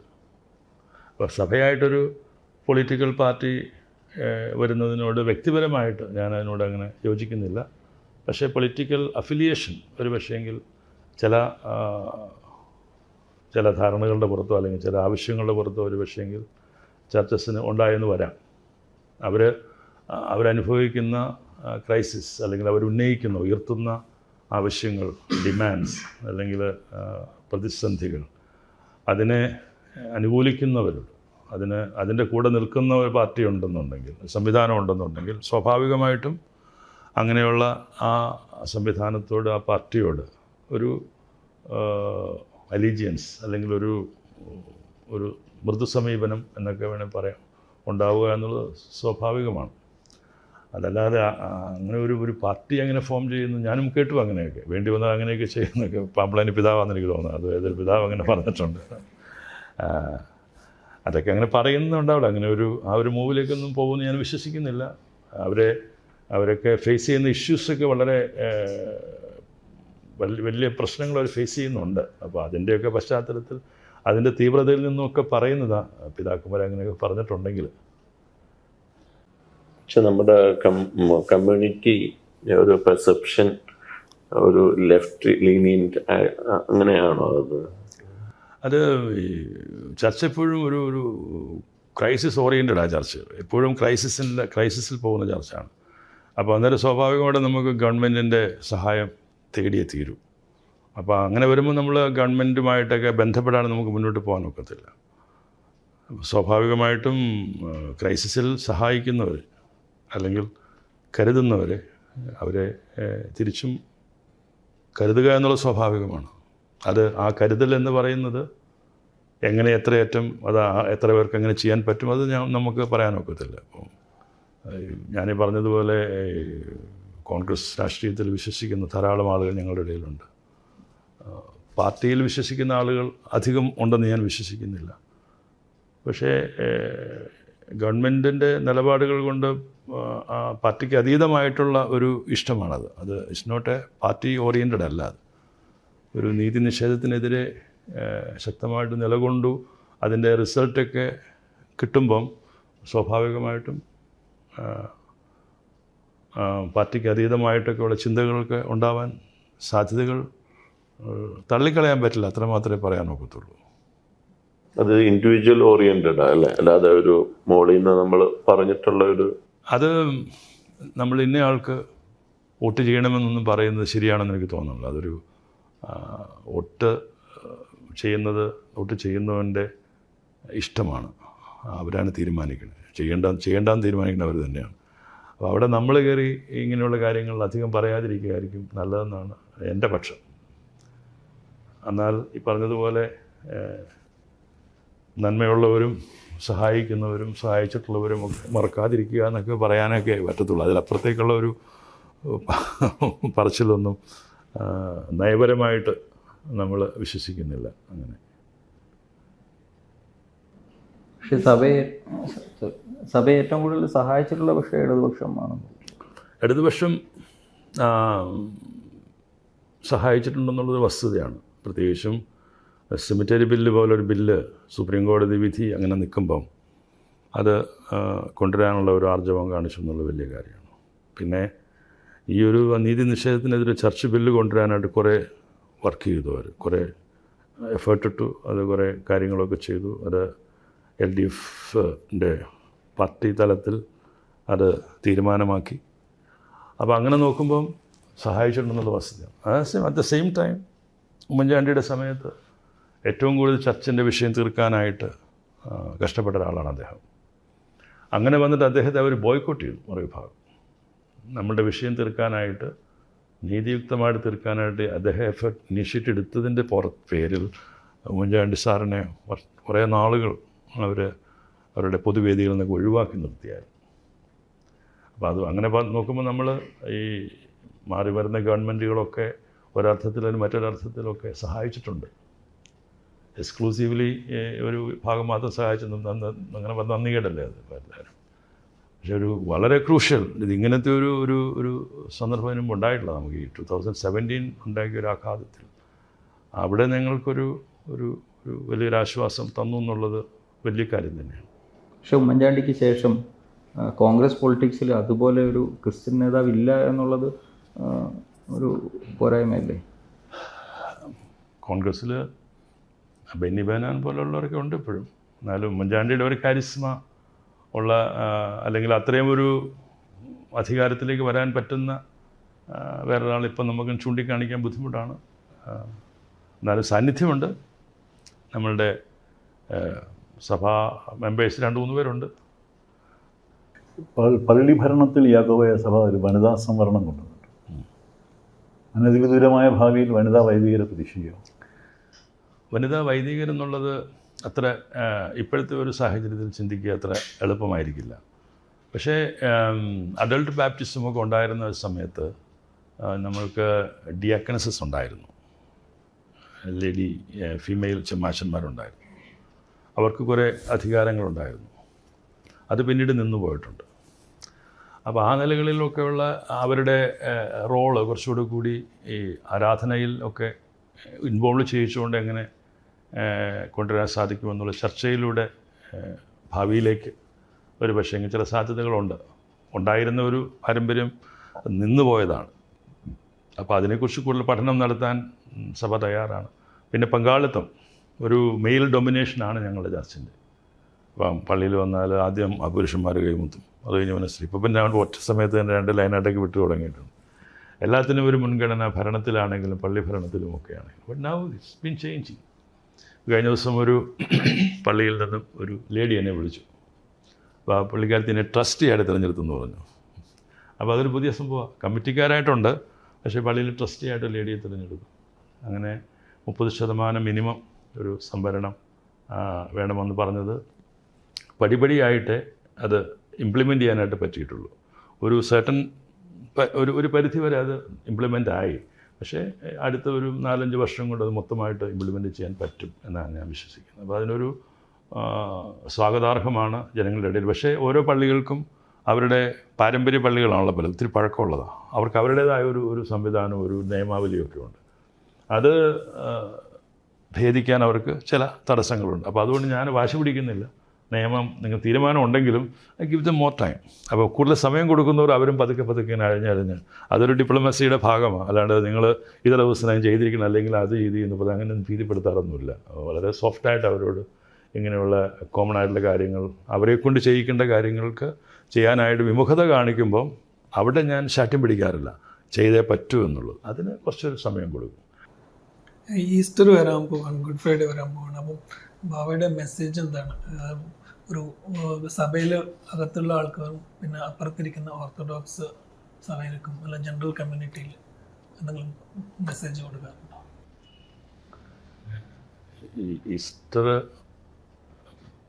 ഈസ്റ്ററിൻ്റെ പ്രധാന സന്ദേശം സമാധാനമാണ്. ആ സമാധാനത്തിലേക്കുള്ള വഴി വളരെ ദുർഘടവുമാണ്. ആ സമാധാനം എന്ന് പറയുന്നത് ആർക്കും എടുത്തു മാറ്റാൻ പറ്റാത്തൊരു സമാധാനമാണ്. അതിലേക്കുള്ള വഴി എന്ന് പറയുന്നത് കുരിശ് തന്നെയാണ്. കുരിശിൻ്റെ വഴിയാണ് അതിലേക്ക് നയിക്കുന്നത്. അപ്പം അത് ഓരോ വ്യക്തിയുടെയും ജീവിതവുമായിട്ട് ബന്ധപ്പെടുത്തി നോക്കുമ്പം അവിടെ കാൽവരി അനുഭവങ്ങൾ അത് ഓരോ ഇൻഡിവിജ്വലിനും മെഡിറ്റേറ്റ് ചെയ്യാൻ പറ്റുന്ന കാര്യങ്ങളൊക്കെ തന്നെയാണ്. അങ്ങനെ സഹനത്തിൻ്റെ വഴികളിലൂടെ സഞ്ചരിച്ചെങ്കിൽ മാത്രമേ നിത്യമായ സമാധാനത്തിൻ്റെ ഒരു അവസ്ഥയിലേക്ക് നമുക്ക് എത്തിച്ചേരാനായിട്ട് സാധിക്കുകയുള്ളൂ. പ്രത്യേകിച്ച് ഓർത്തഡോക്സ് സഭയോട് എന്തെങ്കിലും പറയാനുണ്ടോ? ഓർത്തഡോക്സ് സഭയോട് ഞാൻ പറഞ്ഞുകൊണ്ടിരിക്കുന്ന കാര്യങ്ങൾ വീണ്ടും ആവർത്തിച്ച് പറയുകയാണെങ്കിൽ, സഭ, യാക്കോബായ സഭ സഹോദരങ്ങൾ എന്നുള്ള നിലയിൽ അവരോട് ചർച്ച ചെയ്യുന്നതിനും ശാശ്വതമായ പരിഹാരങ്ങൾ കണ്ടെത്തുന്നതിനും തയ്യാറാണ്. മുൻവിധികളൊന്നുമില്ലാതെ അങ്ങനെ ചെയ്യാൻ തയ്യാറാണ്. ഈ പറഞ്ഞതുപോലെ പുറകിലേക്ക് നോക്കുമ്പം അടുക്കാൻ പാടില്ലാത്ത വിധത്തിലൊക്കെ അകന്നു പോയിട്ടുണ്ടോ എന്നൊക്കെ ചിന്തകൾ വരും. മുറിപ്പാടുകളുണ്ടായിട്ടുണ്ട്. മുറിപ്പാടുകൾ ചിലതൊക്കെ ആഴമുള്ളതാണ്. അത് പറയുമ്പം എൻ്റെ ഭാഗത്തുനിന്ന് അല്ലെങ്കിൽ ഞങ്ങളുടെ സഭയുടെ ഭാഗത്തുനിന്നും ഉണ്ടായിരിക്കുന്ന ചില ആക്ഷൻസ് അല്ലെങ്കിൽ ചില കാര്യങ്ങളിലുമൊക്കെ വീഴ്ചകൾ സംഭവിച്ചിട്ടുണ്ട്. വീഴ്ചകളും പരാജയങ്ങളും ഒക്കെ രണ്ട് ഭാഗവും ഒരു റൈവൽ ഗ്രൂപ്പായിട്ട് നിൽക്കുമ്പം സ്വാഭാവികമായിട്ട് സംഭവിക്കാവുന്ന കാര്യങ്ങളൊക്കെ തന്നെയാണ്.